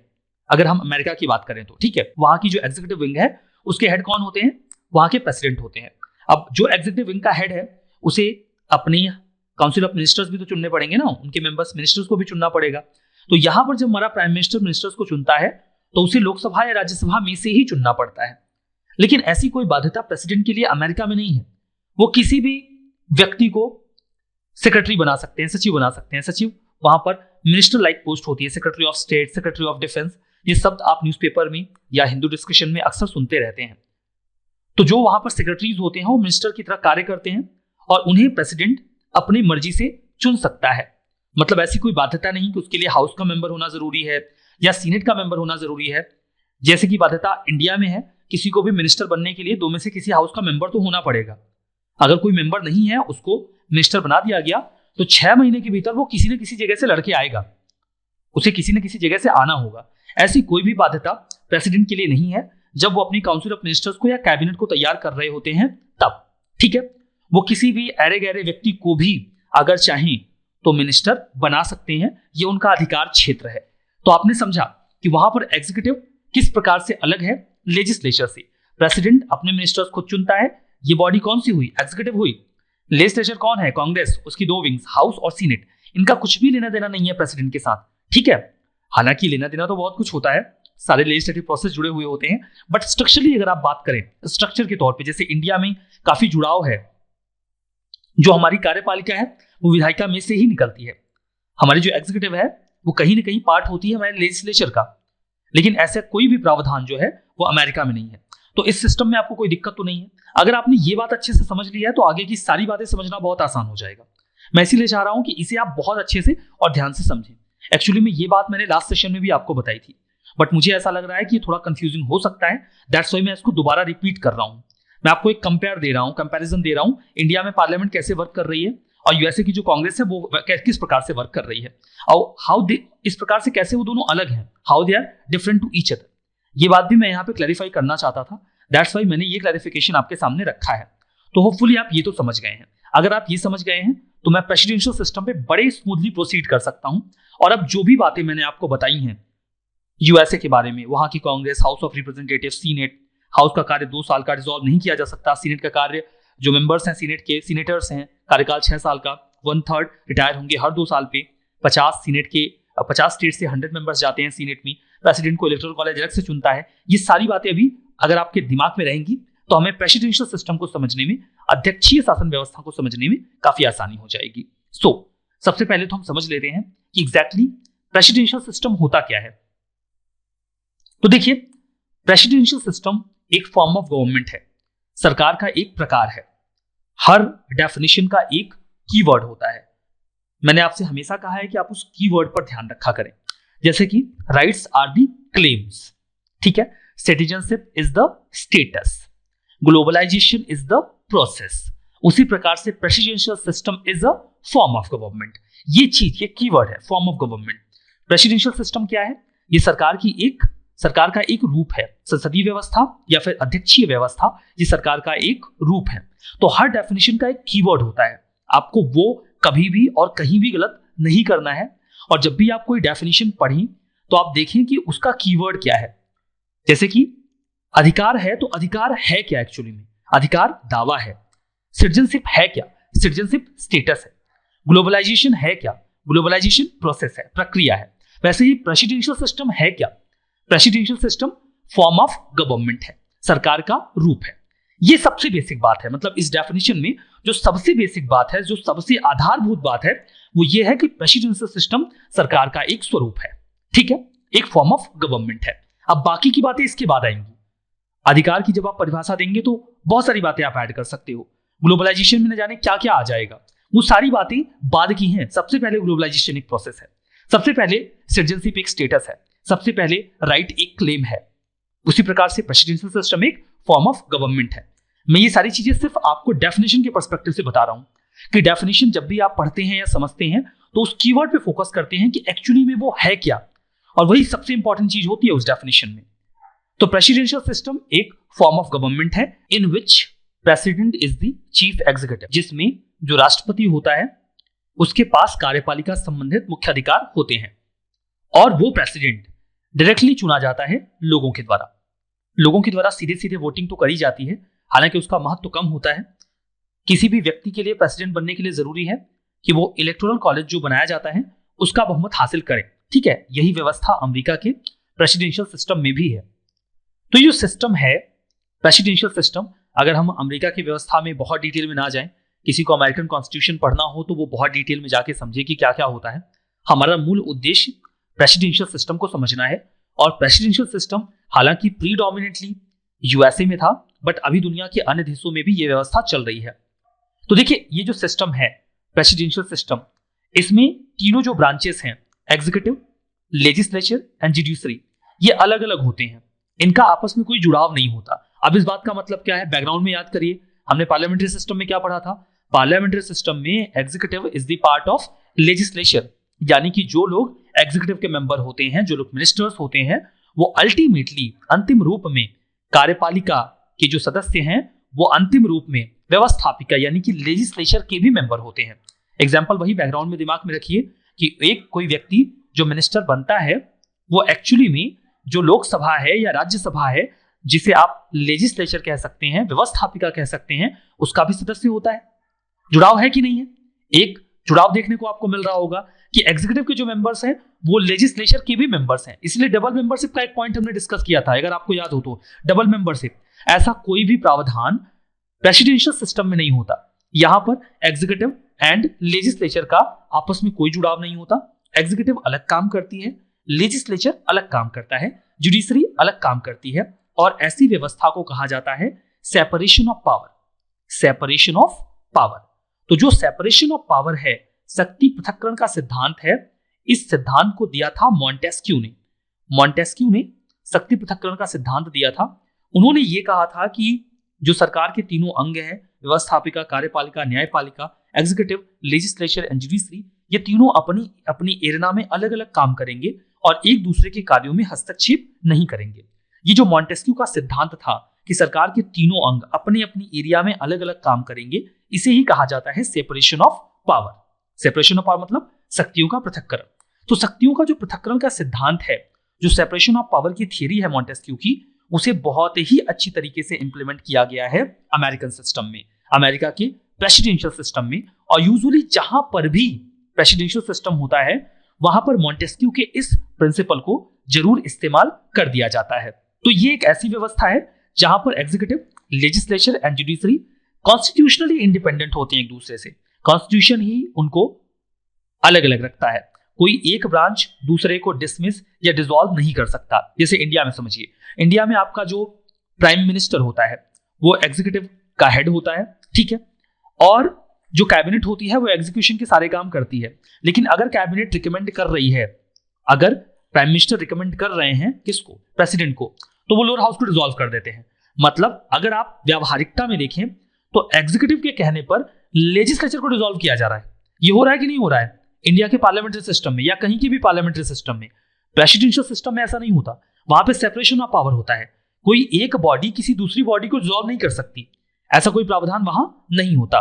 तो यहां पर ये 2-3 बातें आपको प्रेसिडेंशियल सिस्टम के बारे में इस डेफिनेशन से समझ में आ गई होंगी कि पहली बात तो ये एक सरकार का स्वरूप है, फॉर्म ऑफ गवर्नमेंट है, जहां पर प्रेसिडेंट चीफ एग्जीक्यूटिव होता है, लोगों के द्वारा चुना जाता है। और यहां पर तीनों branches executive, legislature and judiciary constitutionally अलग होते हैं। अब जो प्रेसिडेंट होता है वो लॉ को इन्फोर्स करता है, उसके लिए रिस्पॉन्सिबल होता है। लेजिस्लेचर कानून बनाता है और कोर्ट का काम है कि वो जजमेंट देखें, डिस्प्यूट को रिजॉल्व करें। और जो तीन के तीनों ऑर्गन्स हैं उनके पास अपने स्पेसिफिक पावर्स होते हैं जो चेक्स एंड बैलेंसेस के तौर पे काम करते हैं। नाउ नियंत्रण एवं संतुलन का सिद्धांत, ये भी अपने आप में एक बहुत ही इंपॉर्टेंट बात है। तो यहां पर देखिए 2 थियरीज हैं जो मैं आपको यहीं पर एक्सप्लेन कर दे रहा हूं। जो पहली थियरी है वो है separation of power. Separation of power मतलब शक्ति पृथक्करण का सिद्धांत, ये मॉन्टेस्क्यू ने दिया था। इसके साथ ही साथ अलाइनमेंट में आता है checks and balances, principle of checks and balances, principle of checks and balances, ठीक है। तो ये 2 प्रिंसिपल्स हैं जो एक साथ वर्क करते हैं। किसी भी अगर आप व्यवस्था में जाए जहां पर प्रेसिडेंशियल सिस्टम हो तो दोनों को आप समझ लीजिए। सेपरेशन ऑफ पावर क्या बोलता है? सेपरेशन ऑफ पावर ये बोलता है, जो मॉन्टेस्क्यू ने थ्योरी दी थी, कि सरकार के तीनों अंग यानी कि all the 3 organs of the government like executive, legislature and judiciary, ये तीनों अपने अपने एरिया में अलग अलग काम करेंगे। कोई एक दूसरे के कार्य में हस्तक्षेप नहीं करेगा और कोई भी एक ऑर्गन दूसरे को डिसॉल्व नहीं करेगा, खत्म नहीं करेगा। तो ये तो सेपरेशन ऑफ पावर का प्रिंसिपल बोलता है। अब principle of checks and balances क्या बोलता है? वो ये बोलता है कि तीनों ऑर्गन्स इतना ज्यादा इंडिपेंडेंट नहीं होंगे कि अपने अपने एरिया में मनमानी करने लग जाएं। हालांकि उनके कार्यक्षेत्र अलग अलग होंगे, लेकिन एक ऑर्गन दूसरे को कंट्रोल करेगा, नियंत्रित करेगा। इसे कहते हैं नियंत्रण एवं संतुलन का सिद्धांत, इसे कहते हैं शक्ति पृथक्करण का सिद्धांत, जो मॉन्टेस्क्यू का है separation of power, and that is called नियंत्रण एवं संतुलन का सिद्धांत, principle of checks and balances. अब ये भी अमेरिका में लागू किया गया। अमेरिका में जब प्रेसिडेंशियल सिस्टम ऑप्ट किया गया तो वहां पर सिर्फ कोर सेपरेशन ऑफ पावर नहीं अपनाया गया, वहां पर सेपरेशन ऑफ पावर के साथ साथ principle of checks and balances भी अपनाया गया। अब principle of checks and balances कैसे वर्क करता है यूएसए में, अगर आप ये समझना चाहें तो मैं आपको बता देता हूं। इससे आपको पिक्चराइज करने में आसानी हो जाएगी कि कैसे सेपरेशन ऑफ पावर वर्क करता है। तो चलिए देखिए, पहले हम बात कर लेते हैं लेजिस्लेचर और एग्जीक्यूटिव के बीच में। लेजिस्लेचर में कौन काम कर रहा है? लेजिस्लेचर में काम कर रहा है हाउस और सीनेट। एग्जीक्यूटिव को कौन लीड कर रहा है? प्रेसिडेंट। अब इनके बीच में सेपरेशन ऑफ पावर है, मतलब कि कानून बनाने की प्रक्रिया जो है वो वैसे तो पूर्ण रूप से लेजिस्लेचर के पास है, लेकिन फिर भी चेक्स एंड बैलेंसेस का प्रिंसिपल है। मतलब कि जब भी कोई कानून जो लेजिस्लेचर है यानी कि कांग्रेस है वहां से हाउस और सीनेट से पास होगा तो उस बिल को जो अंतिम रूप में सहमति दी जाएगी वो एग्जीक्यूटिव के द्वारा दी जाएगी, यानी कि प्रेसिडेंट के द्वारा दी जाएगी। प्रेसिडेंट किसी भी बिल पर अपनी एसेंट देते हैं, अपनी अनुमति देते हैं कि हाँ मैं इस बिल से सहमत हूं। लेकिन अमेरिका में प्रेसिडेंट के पास यह अधिकार भी कोई एब्सोल्यूट नहीं है कि प्रेसिडेंट चाहेगा तो वो देगा ही नहीं, ये जो अप्रूवल है वो नहीं देंगे। प्रेसिडेंट ऐसे किसी भी बिल को, अब देखिए यहां पर लेजिस्लेचर के ऊपर एक चेक आया कि नहीं आया। एग्जीक्यूटिव का जो एक हेड है वो ये बताएगा कि वो बिल को अपनी सहमति दे रहा है कि नहीं दे रहा है, ठीक है। तो अब यहां पर जो प्रेसिडेंट है उनको अपनी सहमति देनी होती है, लेकिन ये नहीं कि प्रेसिडेंट सहमति दे ही ना। प्रेसिडेंट ऐसे किसी भी बिल को, अमेरिका में स्पेसिफिकली मैं बात कर रहा हूं जहां पर प्रेसिडेंशियल सिस्टम बैकग्राउंड में हम बात कर रहे थे कि जब भी हम प्रेसिडेंशियल सिस्टम की बात करते हैं तो अमेरिका को बैकग्राउंड में लेके चलते हैं। वहां का प्रेसिडेंट ऐसे किसी भी बिल को 10 दिन से ज्यादा अपने पास नहीं रख सकता। 10 दिन के भीतर उसे लौटाना पड़ेगा। अगर वो 10 दिन में नहीं लौटाता है तो उस बिल को प्रेसिडेंट के पास से पास्ड मान लिया जाएगा। तो अब यहां पर अगेन प्रेसिडेंट के ऊपर एक चेक आ गया कि आपको 10 दिनों के भीतर लौटाना भी है। अब प्रेसिडेंट के पास भी एक हथियार होता है। हथियार ये होता है कि देखिए अगर जो सदन की कार्यवाही है, जो हाउस है, वो 10 दिन से कम समय के लिए बचा हुआ है, जैसे 10 दिन तक तो प्रेसिडेंट रख सकता है ना बिल को, 10 दिन तक रखना होता है, या उसके पास ऑप्शन ये है कि वो रिकंसिडरेशन के लिए वापस कर दे। अगर प्रेसिडेंट ने रिकंसिडरेशन के लिए किसी बिल को वापस कर दिया तो अगेन अगर दोनों हाउसेस उसे 2/3 मेजॉरिटी से वापस भेजे प्रेसिडेंट के पास तो प्रेसिडेंट को साइन करना ही पड़ता है, ये कंपल्शन है। तो देखिए कैसे चेक्स एंड बैलेंसेस स्टैब्लिश किए गए हैं, मतलब अधिकार थोड़े से प्रेसिडेंट को दिए गए, छीन लिया गया, लेजिस्लेचर को दिया गया, छीन लिया गया। अब वहां पर एक प्रावधान है कि अगर सदन जो है वो 10 दिन से कम ही चलने वाला है, मान लीजिए जो हाउस है उसका सेशन अब केवल 6 दिन का बचा हुआ है, तो 6 दिन के भीतर यहां पर प्रेसिडेंट को ये बिल रिटर्न करना होगा साइन करके, या तो साइन करके या रिकंसिडरेशन के लिए। अगर उन्होंने उसके पहले वापस नहीं किया और सेशन खत्म हो गया तो बिल पूरा लैप्स कर जाएगा। दोबारा से फिर जो वो बिल है उसको फिर से रिप्रपोज करना पड़ेगा, पूरा प्रोसीजर फिर से चलेगा। तो प्रेसिडेंट कई बार ये चालाकी करते हैं अमेरिका में। उन्हें अगर समझ में आ गया कि जो हाउस है और जो सीनेट है उनका सेशन अभी केवल 6 दिन का बचा है, जबकि वो किसी भी बिल को वहां पे अप टू 10 डेज तक रख सकते हैं, तो वो बताते ही नहीं है। हाउस बोलेगा कि अरे वापस कर दीजिए, आपको कुछ दिक्कत हो तो बता दीजिए, हम अमेंड कर देंगे, नहीं तो आप हमें रिकंसिडरेशन के लिए भेज दिए, हम 2/3 से वापस आपको करेंगे। प्रेसिडेंट बोलेंगे नहीं नहीं अभी हम बता रहे हैं, वो पॉकेट वीटो लगा देते हैं। प्रेसिडेंट का पॉकेट वीटो लगाने का मतलब ये है कि जब प्रेसिडेंट को ये पता हो कि सदन जो है वो अभी 10 दिन से कम ही चलने वाला है तो वो 10 दिन तक बिल को रोक देते हैं। जब उन्होंने 10 दिन तक बिल को रोक दिया, सदन का जो सेशन था, जो हाउस का सेशन था, वो खत्म हो गया, ठीक है। तो अब वो बिल जो है वो लैप्स कर जाएगा, दोबारा उसको फिर से लाना पड़ेगा। तो लेजिस्लेचर और एग्जीक्यूटिव के बीच में एक चेक एंड बैलेंस का प्रिंसिपल स्टैब्लिश किया गया है। चेक्स एंड बैलेंस समझ में आ रहा है कि चेक्स एंड बैलेंसेस कैसे अमेरिका में लेजिस्लेचर एंड एग्जीक्यूटिव के बीच में स्टैब्लिश किए गए हैं। अब ये जो इक्वेशन है मैं आपको इसे एग्जीक्यूटिव और जुडिशरी के बीच में बता देता हूं। जो वहां के फेडरल जजेस हैं उनका अपॉइंटमेंट कौन करता है? एग्जीक्यूटिव करता है, मतलब जो वहां पर प्रेसिडेंट होते हैं वो जजेस का अपॉइंटमेंट करते हैं, लेकिन उसको जो फाइनल अप्रूवल मिलेगा वो अपर हाउस यानी कि सीनेट से मिलेगा। तीनों का रूल आ गया। ऑन द अदर हैंड जो जुडिशरी है वो एग्जीक्यूटिव के द्वारा किया गया कोई काम या लेजिस्लेचर के द्वारा बनाया गया कोई भी नियम नल एंड वाइड कर सकती है अगर उसे ऐसा लगता है कि कानून के हिसाब से नहीं है। तो देखिए कि तीनों वैसे तो अपने अपने काम में इंडिपेंडेंट हैं, फिर भी कहीं कहीं पर तीनों को एक दूसरे के साथ नियंत्रित एवं संतुलित किया गया है। इसे ही कहा जाता है नियंत्रण एवं संतुलन का सिद्धांत। समझ में आ गया ना? मैंने ज्यादा कॉम्प्लेक्स तो नहीं बनाया, बस मैं आपको यह बताने का प्रयास कर रहा था कि अमेरिका जहां पर प्रेसिडेंशियल सिस्टम है वहां पर सेपरेशन ऑफ पावर के साथ साथ चेक्स एंड बैलेंसेस का प्रिंसिपल भी लागू होता है। चेक्स एंड बैलेंस ये केवल एक वर्ड नहीं है, ये अपने आप में एक पूरा सिद्धांत है जिस पर एक सेपरेट लेक्चर भी बन जाएगा, लेकिन उसकी अभी हमें आवश्यकता नहीं है क्योंकि हम तो जनरल स्टडीज के पर्सपेक्टिव से पढ़ रहे हैं। तो हम बस एक ओवरव्यू ले रहे हैं कि एक्चुअली में चेक्स एंड बैलेंसेस का मतलब क्या होता है, सेपरेशन ऑफ पावर का मतलब क्या होता है। ये केवल एक शब्द नहीं है जिन्हें हम पढ़ के निकल जाएं, ये अपने आप में पूरी थियरीज हैं, ठीक है, जिन पर सेपरेट लेक्चर बन जाएगा। बट हमने उसका ब्रीफ में मतलब समझ लिया। समझ में आ गई बात कि प्रेसिडेंशियल सिस्टम में एक सेपरेशन ऑफ पावर होता है और चेक्स एंड बैलेंसेस का सिस्टम होता है। अब सेपरेशन ऑफ पावर का मतलब क्या है, चेक्स एंड बैलेंसेस का सिस्टम क्या मतलब क्या है, ये आपको समझ में आ गया ना? चलिए अब आगे बढ़ते हैं। आप लोग धीरे धीरे बढ़िया से समझ रहे हैं सारी बातें। अब यहां पर आपके सामने एक मैप है जिसमें यह बताया गया है कि कहां पर फुल प्रेसिडेंशियल सिस्टम है और कहां पर जो प्रेसिडेंशियल सिस्टम है वो किस रूप में है, कहां पर सेमी प्रेसिडेंशियल सिस्टम है, कहां पर पार्लियामेंट्री सिस्टम है, या पार्लियामेंट्री रिपब्लिक्स वर्क करते हैं। पार्लियामेंट्री रिपब्लिक कहां पे वर्क करते हैं, या पार्लियामेंट्री रिपब्लिक ऐसा जहां पर प्रेसिडेंट केवल नाम मात्र को हो, ये पूरा स्ट्रक्चर यहां पे दिया गया है। तो सबसे पहले तो जो ब्लू कलर में आपको सारी कंट्रीज दिख रही हैं, यहां पर प्रेसिडेंशियल सिस्टम वर्क करता है। यू कैन सी कि यहां पर यूएसए है, यहां पर मैक्सिको है, पूरा मिडिल अमेरिका, पूरा साउथ अमेरिका किस सिस्टम में है, प्रेसिडेंशियल सिस्टम में है, प्रेसिडेंशियल रिपब्लिक में है, जहां पर जो प्रेसिडेंट है उसे लोग चुनते हैं। ये फुल प्रेसिडेंशियल सिस्टम है जहां पर आपको ब्लू कलर दिख रहा है। यहां पर अफ्रीका का कुछ हिस्सा, साउथ ईस्ट एशिया हमारा, यहां पर मिडिल एशिया, यहां पर मिडिल ईस्ट, ये सारा जो हिस्सा है यहां पर एकदम कंप्लीट प्रेसिडेंशियल सिस्टम लागू किया गया है। नाउ येलो कलर में जो आपको कंट्रीज यहां पे दिख रही हैं, येलो कलर में यहाँ अफ्रीका का कुछ हिस्सा, यहां पर आप देखिए आपको रशिया दिख जाएगा। तो ये जो येलो कलर में आपको कंट्रीज दिख रही हैं, एक्चुअली में ये सेमी प्रेसिडेंशियल है। सेमी प्रेसिडेंशियल होने का मतलब क्या है कि प्रेसिडेंट तो होते हैं, उनके पास अधिकार भी होते हैं, लेकिन प्राइम मिनिस्टर भी होते हैं, और प्रेसिडेंट के साथ साथ प्राइम मिनिस्टर को भी कुछ अधिकार दिए जाते हैं।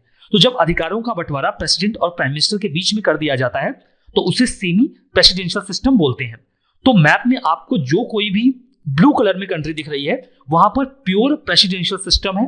जो कंट्रीज आपको येलो कलर में दिख रही हैं वो सेमी प्रेसिडेंशियल है, मतलब वहां पर प्रेसिडेंट भी होते हैं, प्राइम मिनिस्टर भी होते हैं, और प्रेसिडेंट और प्राइम मिनिस्टर के बीच में जो शक्तियां हैं वो डिवाइडेड होती हैं।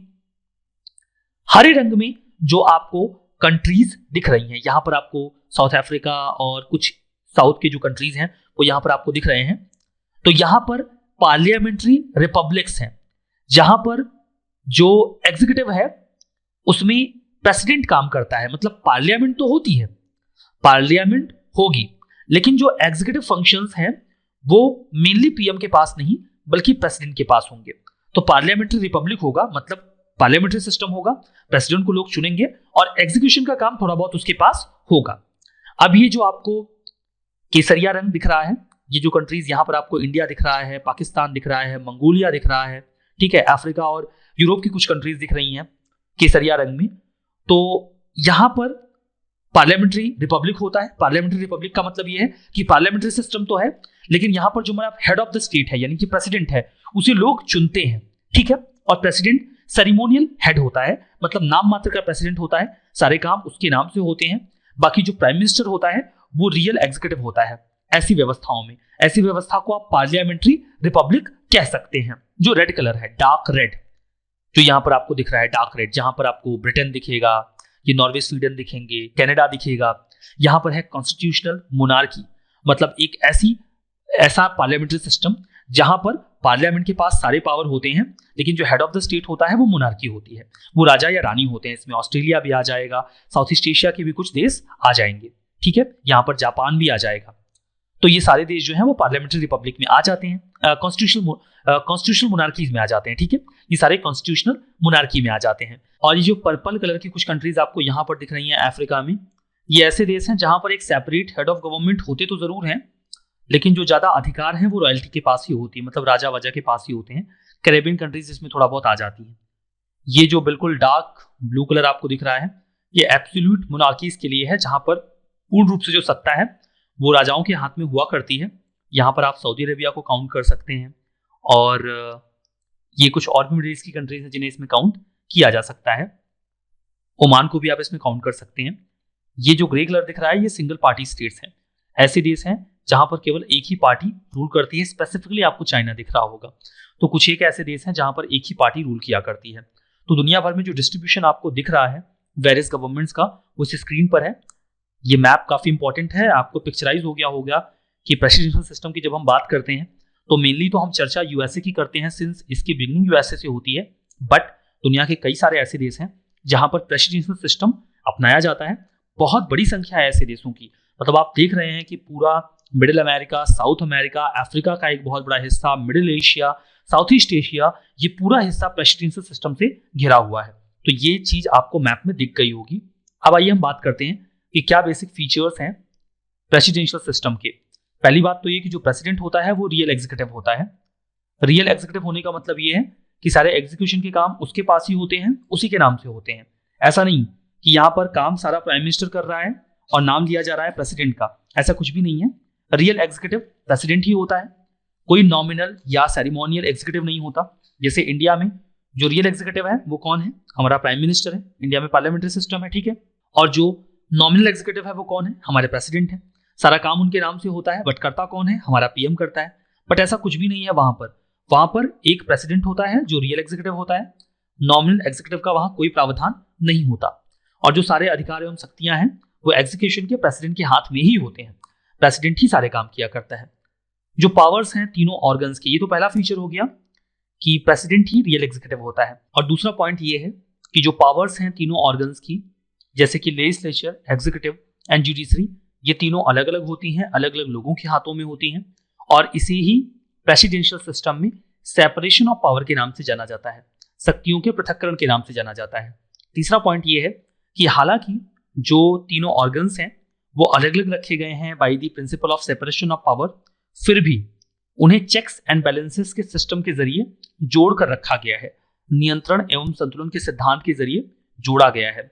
अब ये मैंने आपको बहुत अच्छे से पहले एक्सप्लेन कर दिया है, तो दोबारा यहाँ पर एक्सप्लेन करने की आवश्यकता नहीं पड़ेगी। मैंने आपको बता दिया था कि एग्जीक्यूटिव लेजिस्लेचर से कैसे जुड़ा हुआ है, जो जुडिशरी है वो लेजिस्लेचर और एग्जीक्यूटिव से कैसे जुड़ी हुई है। तो ये जो जुड़े होने का जो प्रावधान है, जो चेक्स एंड बैलेंसेस का प्रावधान है, इस सिस्टम को भी प्रेसिडेंशियल सिस्टम में अपनाया जाता है, ठीक है। और इसमें होता यह है कि एक ऑर्गन दूसरे के काम में हस्तक्षेप तो नहीं करता, लेकिन उसे अपनी पावर्स के एक्सेसिव यूज को करने से भी रोकता है। चौथा पॉइंट ये है कि जो प्रेसिडेंट का टेन्योर है वो बिल्कुल फिक्स होता है, हमारे प्राइम मिनिस्टर की तरह नहीं कि उनको बीच में अगर समर्थन चला जाता है तो उन्हें अपना पद छोड़ना पड़ता है, या समर्थन नहीं भी गया, पार्टी अगर कंसेंसस नहीं बना पा रही है तो वो किसी अन्य व्यक्ति को भी पीएम बना सकते हैं, उन्हें फोर्स करके भी रिजाइन करवाया जा सकता है, ऐसा भी कई बार हुआ है। तो ऐसा कुछ भी प्रेसिडेंशियल सिस्टम में नहीं हो सकता। प्रेसिडेंट जो बन गया वो बन गया, उसका बिल्कुल फिक्स टेन्योर है, और सामान्यतः उस टेन्योर को कम और ज्यादा नहीं किया जाता, उसे उसके पद से इंपीचमेंट के प्रोसेस के जरिए ही हटाया जा सकता है। अगर वो अपनी संवैधानिक अधिकारों का दुरुपयोग कर रहा हो, देशद्रोह कर रहा हो, एनिमी को फायदा पहुंचा रहा हो, ऐसी स्थितियों में उसके ऊपर इंपीचमेंट का प्रोसेस चलाया जाएगा, जिसमें जो कोर अधिकार है वो सीनेट के पास होता है, जो वहां का अपर हाउस है। देखिए, जो अमेरिका में सीनेट है, अपर हाउस है, उसे अपॉइंटमेंट एंड रिमूवल, इसके संबंध में बहुत सारे अधिकार हैं। मतलब जो भी बड़े पोस्ट पर अपॉइंटमेंट होता है या रिमूवल होता है वो वहां का सीनेट ही किया करता है। इंडिया में राज्यसभा के पास ऐसा कोई अधिकार नहीं है। तो ये जो अधिकार है काफी स्पेसिफिक है सीनेट का, तो वहां पर इंपीचमेंट की भी जो मेन प्रोसीडिंग चलती है वो वहीं पर चलती है, मतलब सीनेट में ही चलती है। वैसे जो ज्यादातर इंपीचमेंट्स होते हैं, अमेरिका की मैं बात कर रहा हूँ, क्योंकि प्रेसिडेंशियल सिस्टम में हम अमेरिका को बैकग्राउंड में रख के पढ़ रहे हैं, तो जब इंपीचमेंट चलता है वहां पर प्रेसिडेंट के लिए, तो सामान्यतः सारे इंपीचमेंट को प्रिसाइड कौन करता है, वाइस प्रेसिडेंट प्रिसाइड करता है। जो वहां का वाइस प्रेसिडेंट होता है, जो कि जैसे यहाँ का जो हमारा उपराष्ट्रपति होता है इंडिया में, वो राज्यसभा का प्रिसाइडिंग ऑफिसर होता है, ठीक है, वो प्रिसाइड करता है राज्यसभा की सेशंस को। वैसे ही वहां का जो वाइस प्रेसिडेंट होता है वो सीनेट के सेशंस को प्रिसाइड करता है। और ज्यादातर जो इंपीचमेंट्स होते हैं वो वाइस प्रेसिडेंट के सामने ही होते हैं।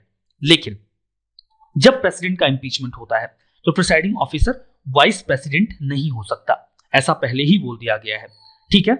उस समय वहां के जो फेडरल जज हैं, जो मेन फेडरल जज होते हैं, वो उसको प्रिसाइड करते हैं। कारण ये है क्योंकि प्रेसिडेंट जब इंपीच होगा तो वाइस प्रेसिडेंट ही प्रेसिडेंट बनेगा, तो कॉन्फ्लिक्ट ऑफ इंटरेस्ट आ जाएगा कि नहीं आ जाएगा। वाइस प्रेसिडेंट जो कि प्रिसाइड भी कर रहा है सीनेट को, वही प्रेसिडेंट के खिलाफ इंपीचमेंट चला रहा है।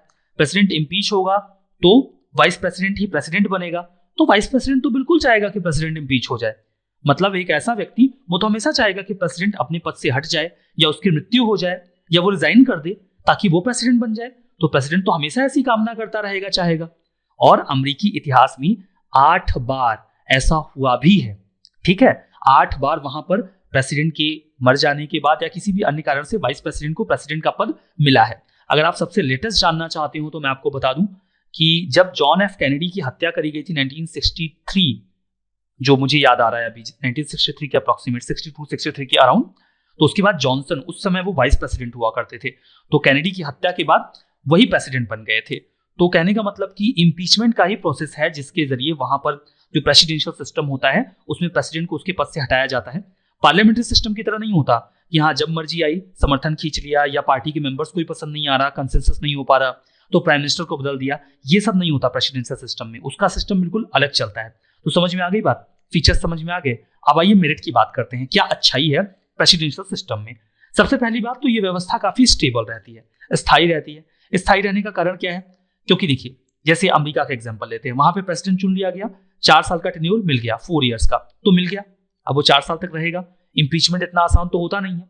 हाउस वहां का है, लोअर हाउस मान लीजिए, ठीक है, जिसे आप हाउस ऑफ रिप्रेजेंटेटिव बोलते हैं, उसका क्या है, वहां उनके मेंबर्स का टेन्योर क्या है, 2 साल का है, वो 2 साल तक रहेगा, 2 साल के पहले डिसॉल्व भी नहीं हो सकता। तो वहां जो सरकार है वो काफी स्टेबल रहती है। जबकि पार्लियामेंट्री सिस्टम में देखिए मल्टी पार्टी सिस्टम है, तो कई बार कोलिशन गवर्नमेंट्स बन जाते हैं। कोलिशन गवर्नमेंट का मतलब यह है कि एक से ज्यादा पार्टीज मिलकर सरकार बनाती हैं। अब इसमें अगर कोई डिफरेंस क्रिएट हो गए तो फिर पार्टी अपना समर्थन खींच लेगी, सरकार गिर जाएगी। तो ये समस्या बहुत ज्यादा रहती है। और हमारा जो 70 साल का इतिहास बीता है आजाद होने के बाद, उसमें से 25 साल हमने कोलिशन गवर्नमेंट्स के दौर में बिताए हैं, और कई बार सरकारों में उठापटक भी देखने को मिली है। तो ये जो इंस्टेबिलिटी है, ये पार्लियामेंट्री सिस्टम का सबसे बड़ा डीमेरिट है, और ये स्टेबिलिटी जो है ये प्रेसिडेंशियल सिस्टम का सबसे बड़ा मेरिट है। मतलब जो वहां पर सरकारें होती हैं वो बहुत ही ज्यादा स्थायी होती हैं, उनमें बीच में गिरने छटने के ये सब संभावना नहीं होती। जो संभावना कहां पर होती है, यहां पर हमारे यहाँ पार्लियामेंट्री सिस्टम में होती है, वो ब्रिटेन में होती हो, इंडिया में, जहां कहीं भी पार्लियामेंट्री सिस्टम है, instability is the major problem. दूसरी बात कि जो प्रेसिडेंशियल फॉर्म ऑफ गवर्नमेंट है, यहां पर एक्सपर्ट्स को अपॉइंट किया जाता है डिपार्टमेंट्स के हेड के तौर पे, बिना इस बात का कंसिडरेशन किए कि वो पार्टी से एफिलिएटेड है या नहीं है। जैसे कि हम बात कर रहे थे कि जो प्रेसिडेंट है वो अपने एग्जीक्यूटिव के मेंबर्स को खुद ही चुनता है। तो वो जब भी किसी को सेक्रेटरी ऑफ फाइनेंस बनाएगा, सेक्रेटरी ऑफ फॉरेन अफेयर्स बनाएगा, ठीक है, तो वो इस बात का ध्यान रखेगा कि उसे फॉरेन अफेयर्स की जानकारी हो या उसे फाइनेंस की जानकारी हो। इंडिया में या किसी भी पार्लियामेंट्री सिस्टम में ये बड़ी खामी देखने को मिलती है। जो एग्जीक्यूटिव के मेंबर्स होते हैं वो कई बार अपनी फील्ड के एक्सपर्ट होते ही नहीं, और उन्हें वो पूरा डिपार्टमेंट सौंप दिया जाता है।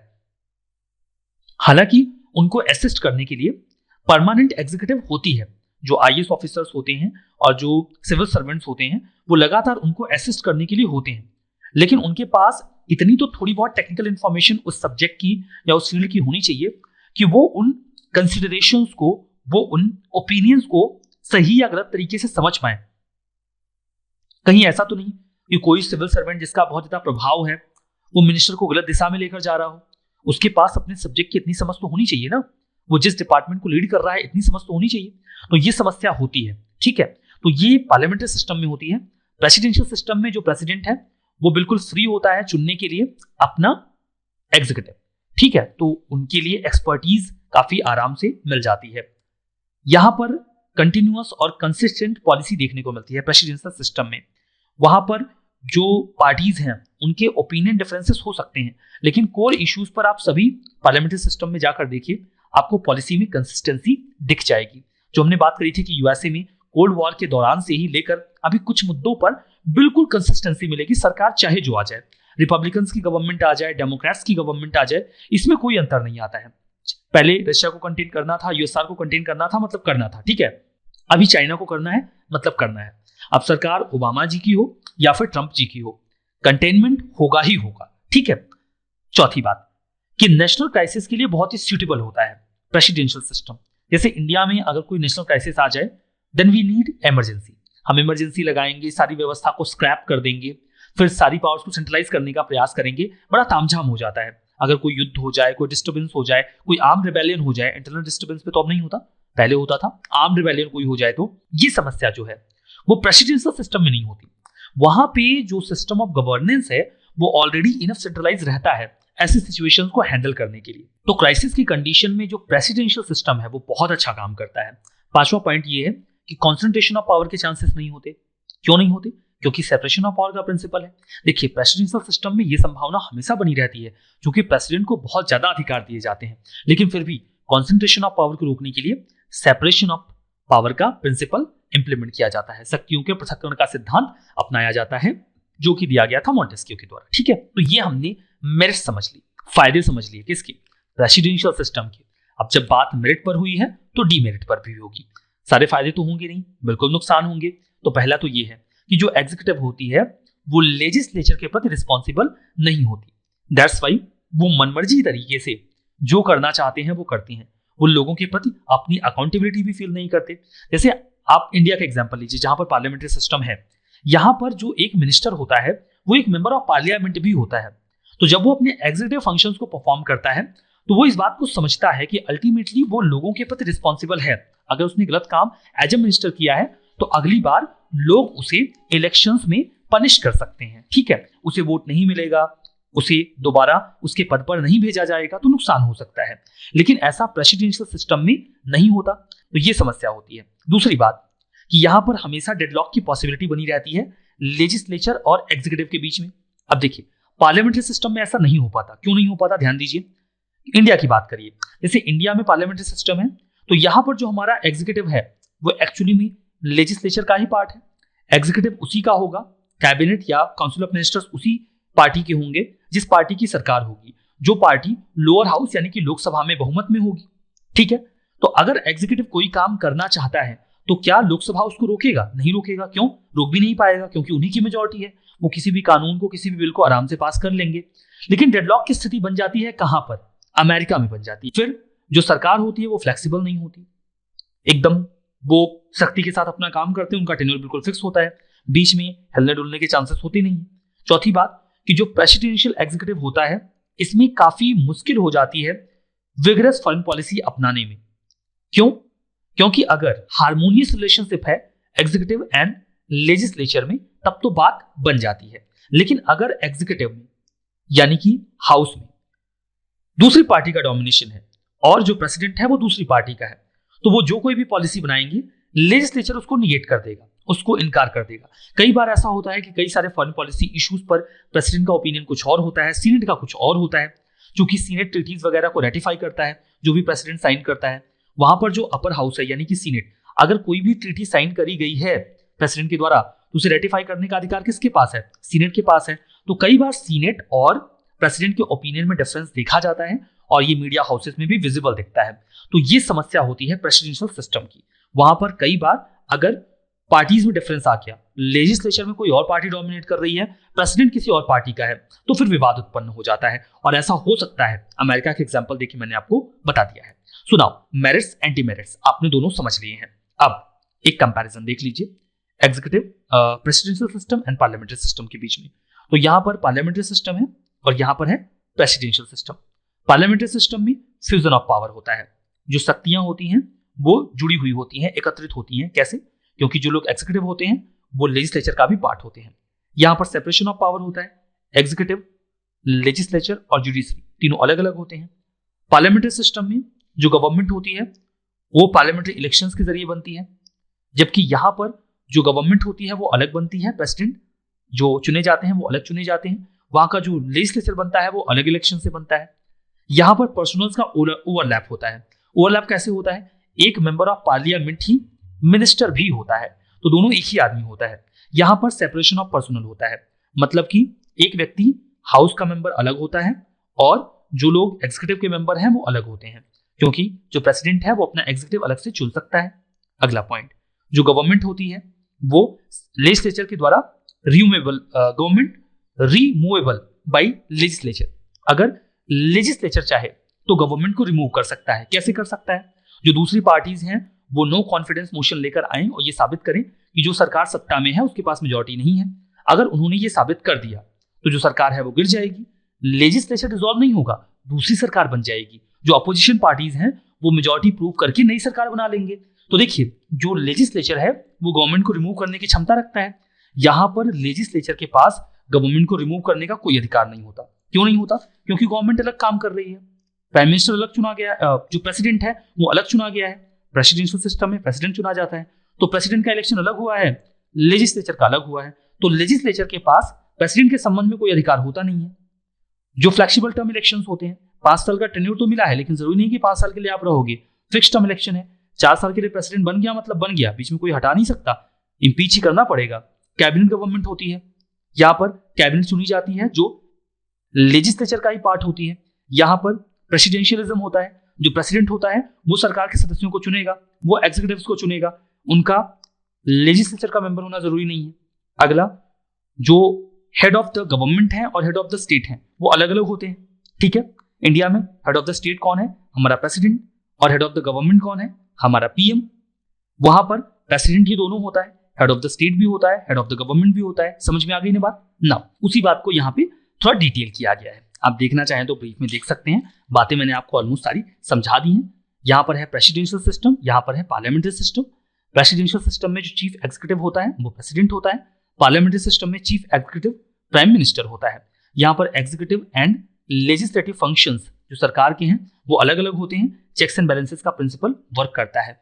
यहाँ पर जो लेजिस्लेचर है वो चीफ एग्जीक्यूटिव की पावर्स को होल्ड करके रखता है, उनसे क्वेश्चन पूछता है और उनको लोगों के प्रति अकाउंटेबल बनाता है। यहाँ पर जो चीफ एग्जीक्यूटिव है यानी कि कौन? प्रेसिडेंट। जो प्रेसिडेंट चीफ एग्जीक्यूटिव हैं वो सेपरेटली इलेक्ट किए जाते हैं लोगों के द्वारा और वो अपने मिनिस्टर्स को या एग्जीक्यूटिव काउंसिल को खुद ही चुन सकते हैं।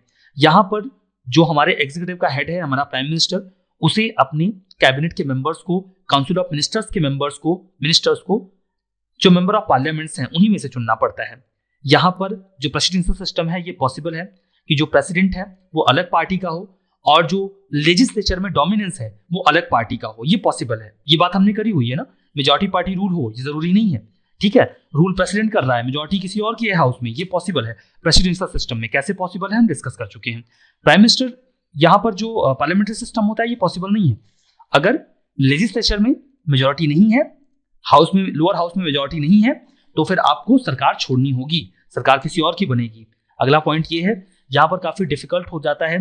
मतलब यहाँ पर जो लेजिस्लेचर है वो प्रेसिडेंट को रिमूव नहीं कर सकती, बहुत मुश्किल काम है, इम्पीच करना पड़ेगा।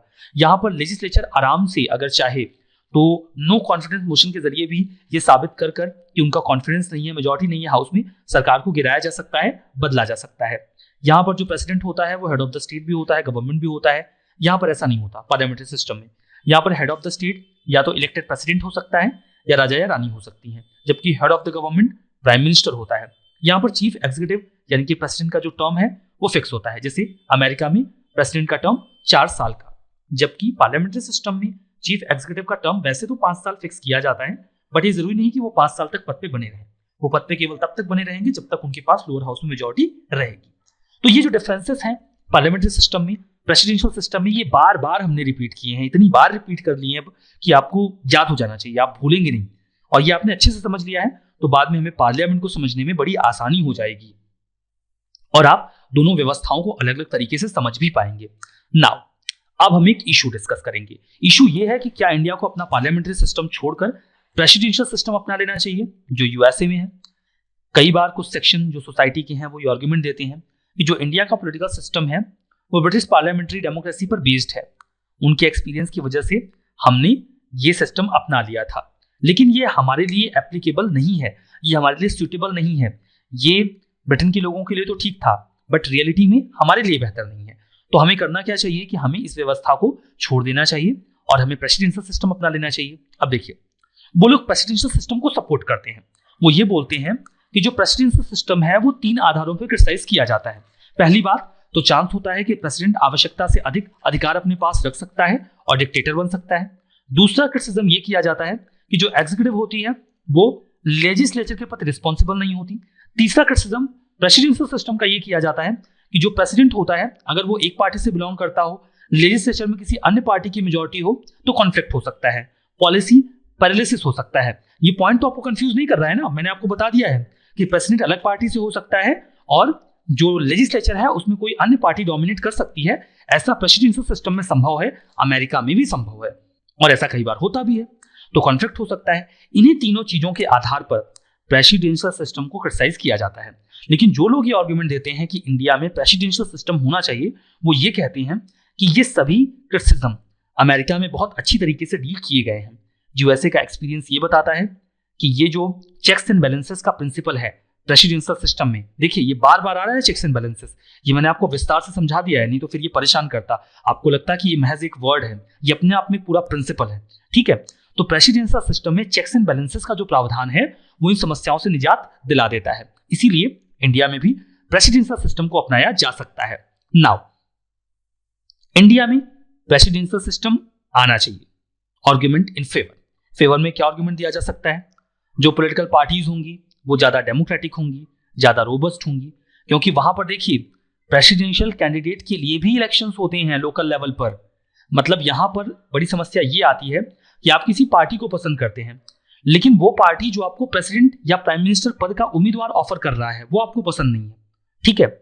या फिर आप किसी पार्टिकुलर व्यक्ति को प्राइम मिनिस्टर या प्रेसिडेंट के रूप में तो देखना चाहते हैं इंडिया में, लेकिन पार्टी उसे कैंडिडेट के रूप में ऑफर ही नहीं कर रही है। तो ये समस्या इंडिया की है। ये इंडिया प्रेसिडेंशियल सिस्टम, ये जो समस्या है वो प्रेसिडेंशियल सिस्टम में नहीं होती, क्योंकि वहां पर लोकल लेवल पर इलेक्शंस होते हैं। जैसे प्रेसिडेंट का जब इलेक्शन होगा ना, तो एक ही पार्टी में कई सारे लोग प्रेसिडेंट पद के लिए दावेदारी करेंगे, और फिर लोकल लेवल पे लोगों से पूछा जाता है कि आप हमारी पार्टी में इन 5 लोगों में से या इन 10 लोगों में से किसे प्रेसिडेंट पद के उम्मीदवार के रूप में देखना चाहते हैं। और उन लोकल इलेक्शंस को 2 नामों से जाना जाता है। पहले को बोलते हैं प्राइमरीज और दूसरे को बोलते हैं कॉकस। बहुत डिटेल में मत जाइएगा, मैं आपको बता दे रहा हूँ, अमेरिका में ये सिस्टम चलता है प्राइमरीज एंड कॉकसेस का। तो वहां पर जैसे वहां पर 50 स्टेट्स हैं, तो 50 स्टेट्स में 34 स्टेट्स में प्राइमरीज होती हैं। प्राइमरीज मतलब लोकल लेवल के इलेक्शंस होते हैं, जिनमें वो अपने पार्टी मेंबर्स को बोलते हैं कि आप आइए और इन मेंबर्स में से किसी एक को वोट करिए कि आप किसको प्रेसिडेंट के रूप में देखना चाहते हैं। कॉकस को लोकल मीटिंग कहा जाता है, जिसमें लोग आपस में मिलकर डिबेट एंड डिस्कशन करते हैं कि इस पार्टी का प्रेसिडेंशियल कैंडिडेट कौन होना चाहिए। तो 34 स्टेट्स में प्राइमरीज होती हैं प्रेसिडेंशियल कैंडिडेट को चुनने के लिए। ये पार्टी स्पेसिफिक मीटिंग्स भी होती है, पार्टी स्पेसिफिक वोटिंग भी होती है, वो पार्टी के मेंबर्स से आके वोट करते हैं, ठीक है। अब किसी व्यक्ति को रिपब्लिकन पार्टी नहीं पसंद है, तो वो क्यों इस बात के लिए वोट डालने जाएगा कि रिपब्लिकन पार्टी का कैंडिडेट कौन होना चाहिए। अब उसको डेमोक्रेटिक पार्टी पसंद है तो डेमोक्रेटिक की पार्टी के लोकल इलेक्शन में जाएगा, ठीक है। और कॉकस में मीटिंग होती है, गैदरिंग होती है, लोग डिसाइड करते हैं। तो वहां पर आपको कैंडिडेट चुनने का भी अधिकार दिया जाता है प्राइमरीज एंड कॉकसेस में। मैं अमेरिका के एग्जांपल लेके आपको बता रहा हूं, ठीक है। मैंने शुरू में बोल दिया था कि जब हम प्रेसिडेंशियल सिस्टम उठाएंगे तो अमेरिका के एग्जांपल लेके बात करेंगे। तो वहां पर आपको ये चॉइस मिलती है। इंडिया में या फिर पार्लियामेंट्री सिस्टम में आपको ये चॉइस नहीं मिल पाती। जो ऑफर कर दिया वो ऑफर कर दिया गया। पार्टीज की बीच का अंदर का जो सिस्टम है वो डेमोक्रेटिक और रोबस्ट नहीं है, तो ये समस्या आती है। दूसरी बात, तो ये फायदा मिलेगा अगर हम इंडिया में प्रेसिडेंशियल सिस्टम अपना लेंगे तो। दूसरी बात कि जो वोटर्स हैं वो अपने कैंडिडेट्स को अच्छी तरीके से समझ पाएंगे। जैसे वहां पर जब लोकल लेवल पे प्राइमरीज एंड कॉकसेस होते हैं तो लोग अपने कैंडिडेट्स के बारे में अच्छे से जान जाते हैं, वो उनके लिए वोट करते हैं, उनकी एलिजिबिलिटी को समझ लेते हैं। तो ये फायदा होता है प्रेसिडेंशियल सिस्टम में। तीसरी बात कि जो प्रेसिडेंट होता है वो एग्जीक्यूटिव का फुल इंचार्ज होता है, तो वो बेस्ट और ब्राइटेस्ट कैबिनेट चुन पाता है। उसके पास ये बाध्यता नहीं होती कि आपको हाउस के मेंबर्स में से लोगों को कैबिनेट में रखना है या मिनिस्टर बनाना है। तो वो पॉलिटिकल एफिलिएशन को इग्नोर करते हुए भी जो पार्टी के मेंबर्स हैं उनको बड़े आराम से चुन लेता है। वो मेंबर्स उसके प्लेजर पे पद पे बने रहते हैं और उसी के प्रति अकाउंटेबल होते हैं, तो वो अच्छी तरीके से इफिशिएंटली काम कर पाता है। टाइम वेस्टेज की समस्या नहीं आती है। चौथी बात कि जो गवर्नमेंट होती है वो काफी स्टेबल होती है। जो प्रेसिडेंट होता है वो फिक्स टर्म के लिए वोट किया जाता है, इलेक्ट किया जाता है, और समय से पहले बिना इंपीचमेंट के प्रोसेस के उसको हटाया नहीं जा सकता। पांचवी बात कि जो लेजिस्लेचर होती है वो अपना काम करने के लिए फ्री होती है। क्यों? देखिए इंडिया में क्या होता है, या इंडिया में पार्लियामेंट्री सिस्टम है तो एग्जांपल लेते हैं। इंडिया में जो लेजिस्लेचर है उसका ध्यान एक और भी रहता है कि कुछ मेंबर्स को यहां से तोड़ लूं और फिर नो कॉन्फिडेंस मोशन लेकर आए और ये साबित कर दें कि जो पार्टी सरकार में है उसके पास इनफ मेजॉरिटी नहीं है। अगर बहुत ज्यादा मेजॉरिटी ना हो, क्लोज मेजॉरिटी हो, तो ये दिक्कत आती है। जैसे अभी जो 2 सरकारें बनी उनके पास तो काफी ज्यादा मेजॉरिटी थी, तो ये समस्या नहीं आ रही थी। लेकिन अगर मतलब जैसे तैसे किसी पार्टी ने 50% + 1 वोट्स गैदर करके, सीट्स गैदर करके सरकार बनाई हो, तो ये समस्या आती है, तोड़फोड़ शुरू हो जाती है। तो लेजिस्लेचर का मेन काम क्या है? लेजिस्लेचर का मेन काम है कि आप कानून बनाइए, लेकिन उनका एक ध्यान इस ओर भी रहता है कि कैसे सरकार गिरा दे। लेकिन ये प्रॉब्लम प्रेसिडेंशियल सिस्टम में नहीं होती, क्योंकि प्रेसिडेंशियल सिस्टम में जो लेजिस्लेचर है वो हटा ही नहीं सकता प्रेसिडेंट को, इंपीच करना पड़ेगा। इंपीचमेंट का प्रोसेस बड़ा हार्श होता है, बड़ा टफ होता है। तो उनका जो सोल फोकस होता है वो लॉ मेकिंग पर होता है, तो लॉ मेकिंग का काम अच्छे से हो पाता है। तो ये भी फायदा होगा प्रेसिडेंशियल सिस्टम का। बात समझ में आ रही है ना? मैं आपको फायदे बता रहा हूं कि क्यों इंडिया में प्रेसिडेंशियल सिस्टम ले आना चाहिए। नाउ अगेंस्ट में भी आर्गुमेंट दिया जाता है।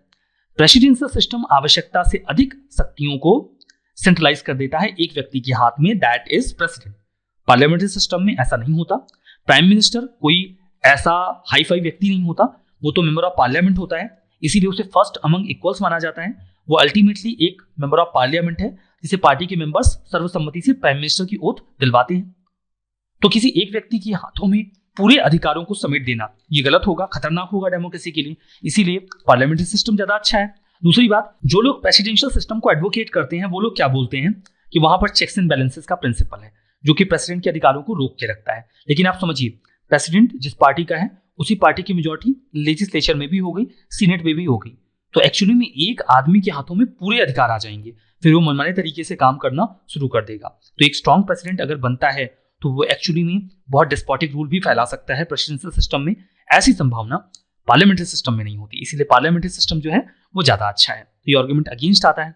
देखिए, अमेरिकन सिस्टम जो है उसने किस प्रकार से प्रेसिडेंट के अधिकारों को रोक के रखा और उसे ऑटोक्रेट बनने से रोका। जिस बात को आर्गुमेंट में रख के कुछ लोग ये बोलते हैं कि इंडिया में भी प्रेसिडेंशियल सिस्टम आना चाहिए। सबसे पहले तो वहां पर एक फेडरल स्ट्रक्चर है, वहां पर राज्यों के पास बहुत ज्यादा अधिकार है। मतलब जो प्रेसिडेंट है वो, अगर उसके पास लेजिस्लेचर का समर्थन भी आ जाए, उसके पास उसके पल्ले पूरा सीनेट आ जाए, पूरा हाउस आ जाए, फिर भी वो राज्यों के अधिकार नहीं छीन पाता। इंडिया में तो ऐसा है नहीं, इंडिया में स्टेट्स के पास बहुत ज्यादा अधिकार तो है नहीं। तो यहाँ पर अगर कोई ऐसा प्रेसिडेंट आ गया जिसके पास दोनों हाउस हैं, समर्थन हासिल है, फिर तो वो तबाही मचाने के चक्कर में पड़ जाएगा। तो इंडिया की सिचुएशन अलग है, वहां पे स्ट्रॉन्ग फेडरल स्ट्रक्चर है, दैट्स वाई वो आराम से हैंडल कर लेते हैं ऐसे डिस्प्यूट्स को। दूसरी बात कि वहां पर एग्जीक्यूटिव, लेजिस्लेटिव बॉडी और जुडिशरी ये ना केवल सेपरेट हैं बल्कि हर इंस्टीट्यूशन एक दूसरे को मतलब कंट्रोल करते हुए और सभी लोगों के प्रति सीधे अकाउंटेबल हैं। यहां पर ये समस्या आ सकती है, ठीक है। तो इस हिसाब से आप समझिए कि जो प्रेसिडेंशियल सिस्टम है अमेरिका में, उसने ये अलगाव करके खुद को हैंडल करके रखा हुआ है। हालांकि अगर इंडिया में भी आएगा तो ये अलगाव किया जा सकता है। तीसरी बात कि जो हर इंस्टीट्यूशन है वो एक दूसरे को बैलेंस करता है, तो वही principle of checks and balances, उसके जरिए भी जो लेजिस्लेचर है वो बैलेंस करता है, सीनेट को, प्रेसिडेंट को और जुडिशरी दोनों को बैलेंस करती है। ये हम डिस्कस कर चुके हैं। तो इस जो principle of checks and balances है उसकी वजह से भी जो यूएसए है उसने प्रेसिडेंट को ऑटोक्रेट बनने से रोका। और चौथी बात कि चूंकि जो पीपल हैं वो सीधे तौर पर अपने अधिकार लेजिस्लेचर को भी देते हैं, एग्जीक्यूटिव को भी देते हैं, तो इसीलिए उनको लोगों के प्रति अकाउंटेबल रहना पड़ता है। तो ये चार ऐसे टूल्स हैं जो यहाँ पे बताए गए हैं जिनके आधार पर जो प्रेसिडेंट हैं वो ऑटोक्रेट बनने से बचे हुए हैं यूएसए में। इंडिया को चेंज की आवश्यकता क्यों है? चेंज की आवश्यकता इसलिए है, आखिर ये आर्गुमेंट आ क्यों रहा है कि इंडिया को भी प्रेसिडेंशियल सिस्टम अपना लेना चाहिए। तो पहला पॉइंट ये है कि हम एक व्यक्ति को चुनते हैं कि वो लेजिस्लेचर बन के जाएगा, लेकिन वो जाके मंत्री बन जाता है, एग्जीक्यूटिव बन जाता है। तो एक ऐसा व्यक्ति जो एक्चुअली में लेजिस्लेचर में जाना ही नहीं चाहता, वो जब इलेक्शन लड़ रहा होता है तभी बोल देता है कि हमको तो गृह मंत्रालय चाहिए, तो वो एक्चुअली में लेजिस्लेचर बनने नहीं जा रहा है बल्कि वो एग्जीक्यूटिव पावर एज्यूम करने जा रहा है। ऐसी स्थिति में वो लेजिस्लेशन के काम अच्छे से नहीं कर पाता। इसीलिए अगर प्रेसिडेंशियल सिस्टम आ जाएगा तो ये समस्या हट जाएगी। इंडिया में कोई जेन्युइन सेपरेशन ऑफ पावर नहीं है। एग्जीक्यूटिव जो है वो जुड़ी हुई है लेजिस्लेचर से, तो जो पार्टी मेजॉरिटी में होती है वही सरकार बनाती है और दोनों एक दूसरे के साथ जुड़ के काम करते हैं, तो अलगाव नहीं है। ये अलगाव हमें प्रेसिडेंशियल सिस्टम में मिल सकता है।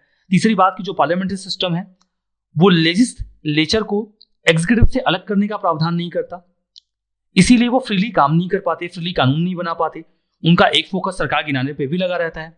25 साल बीत चुके हैं, 2014 तक की बात की जा रही है, जिसमें मतलब 2014 तक के इतिहास में आजादी के बाद 25 साल तक कोलिशन गवर्नमेंट्स रही हैं, सरकारें गिरती रहती हैं, पॉलिटिक्स होती रहती है, तो जो पॉलिसी एंड परफॉर्मेंस है वो गिरता रहता है। ये समस्या खत्म हो जाएगी अगर प्रेसिडेंशियल सिस्टम आ जाए तो। पांचों पॉइंट ये है कि जो पार्लियामेंट्री सिस्टम है इसमें एक समस्या ये आती है कि आप किसी व्यक्ति को तो चाहते हैं लेकिन वो जिस पार्टी से बिलोंग करता है उसे नहीं चाहते, या आप किसी पार्टी को तो चाहते हैं लेकिन जो व्यक्ति वो ऑफर कर रहे हैं आप उसे नहीं चाहते। तो ये समस्या यहाँ आती है। प्रेसिडेंशियल सिस्टम में ये प्रॉब्लम नहीं आती क्योंकि पार्टी के कैंडिडेट्स को भी चुनने का अधिकार आपको मिल जाता है कि आप उसमें से किसे चाहते हैं, ठीक है। छठी बात यह है कि इंडिया के कई तरीके के चैलेंजेस हैं जहां पर हमें चाहिए कि कुछ डिसिसिव एक्शंस लिए जाएं, और जो पार्लियामेंट्री सिस्टम है वो एक ऐसी सरकार बना देता है जिनका फोकस गवर्नेंस पे कम और सरकार में बने रहना ज्यादा हो जाता है। तो ये समस्याएं आती हैं। दैट्स वाई इंडिया में एक प्रेसिडेंशियल सिस्टम की आवश्यकता है, ऐसा आर्गुमेंट दिया जाता है।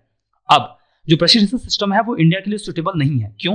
क्योंकि इंडिया में डाइवर्सिटी बहुत ज्यादा है। अगर आपने यहाँ पर किसी एक व्यक्ति को सारे अधिकार दे दिए तो जो प्रेसिडेंट है वो सारे पावर्स एज्यूम कर लेगा, वो अपने हिसाब से काम करना शुरू कर देगा।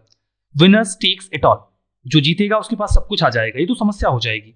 मल्टीकल्चरल सोसाइटी है तो यहाँ पर डाइवर्सिटी अधिकारों में होगी, ज्यादा बेहतर रहेगा। दूसरी बात यह है कि अच्छी बात है कि प्रेसिडेंशियल सिस्टम में आप अपने एग्जीक्यूटिव को इंडिपेंडेंट तरीके से चुन सकते हैं, लेकिन पार्लियामेंट्री सिस्टम में भी बाहर से टैलेंट मंगाया जा सकता है, कैबिनेट में या फिर काउंसिल ऑफ मिनिस्टर्स में उसका प्रावधान है।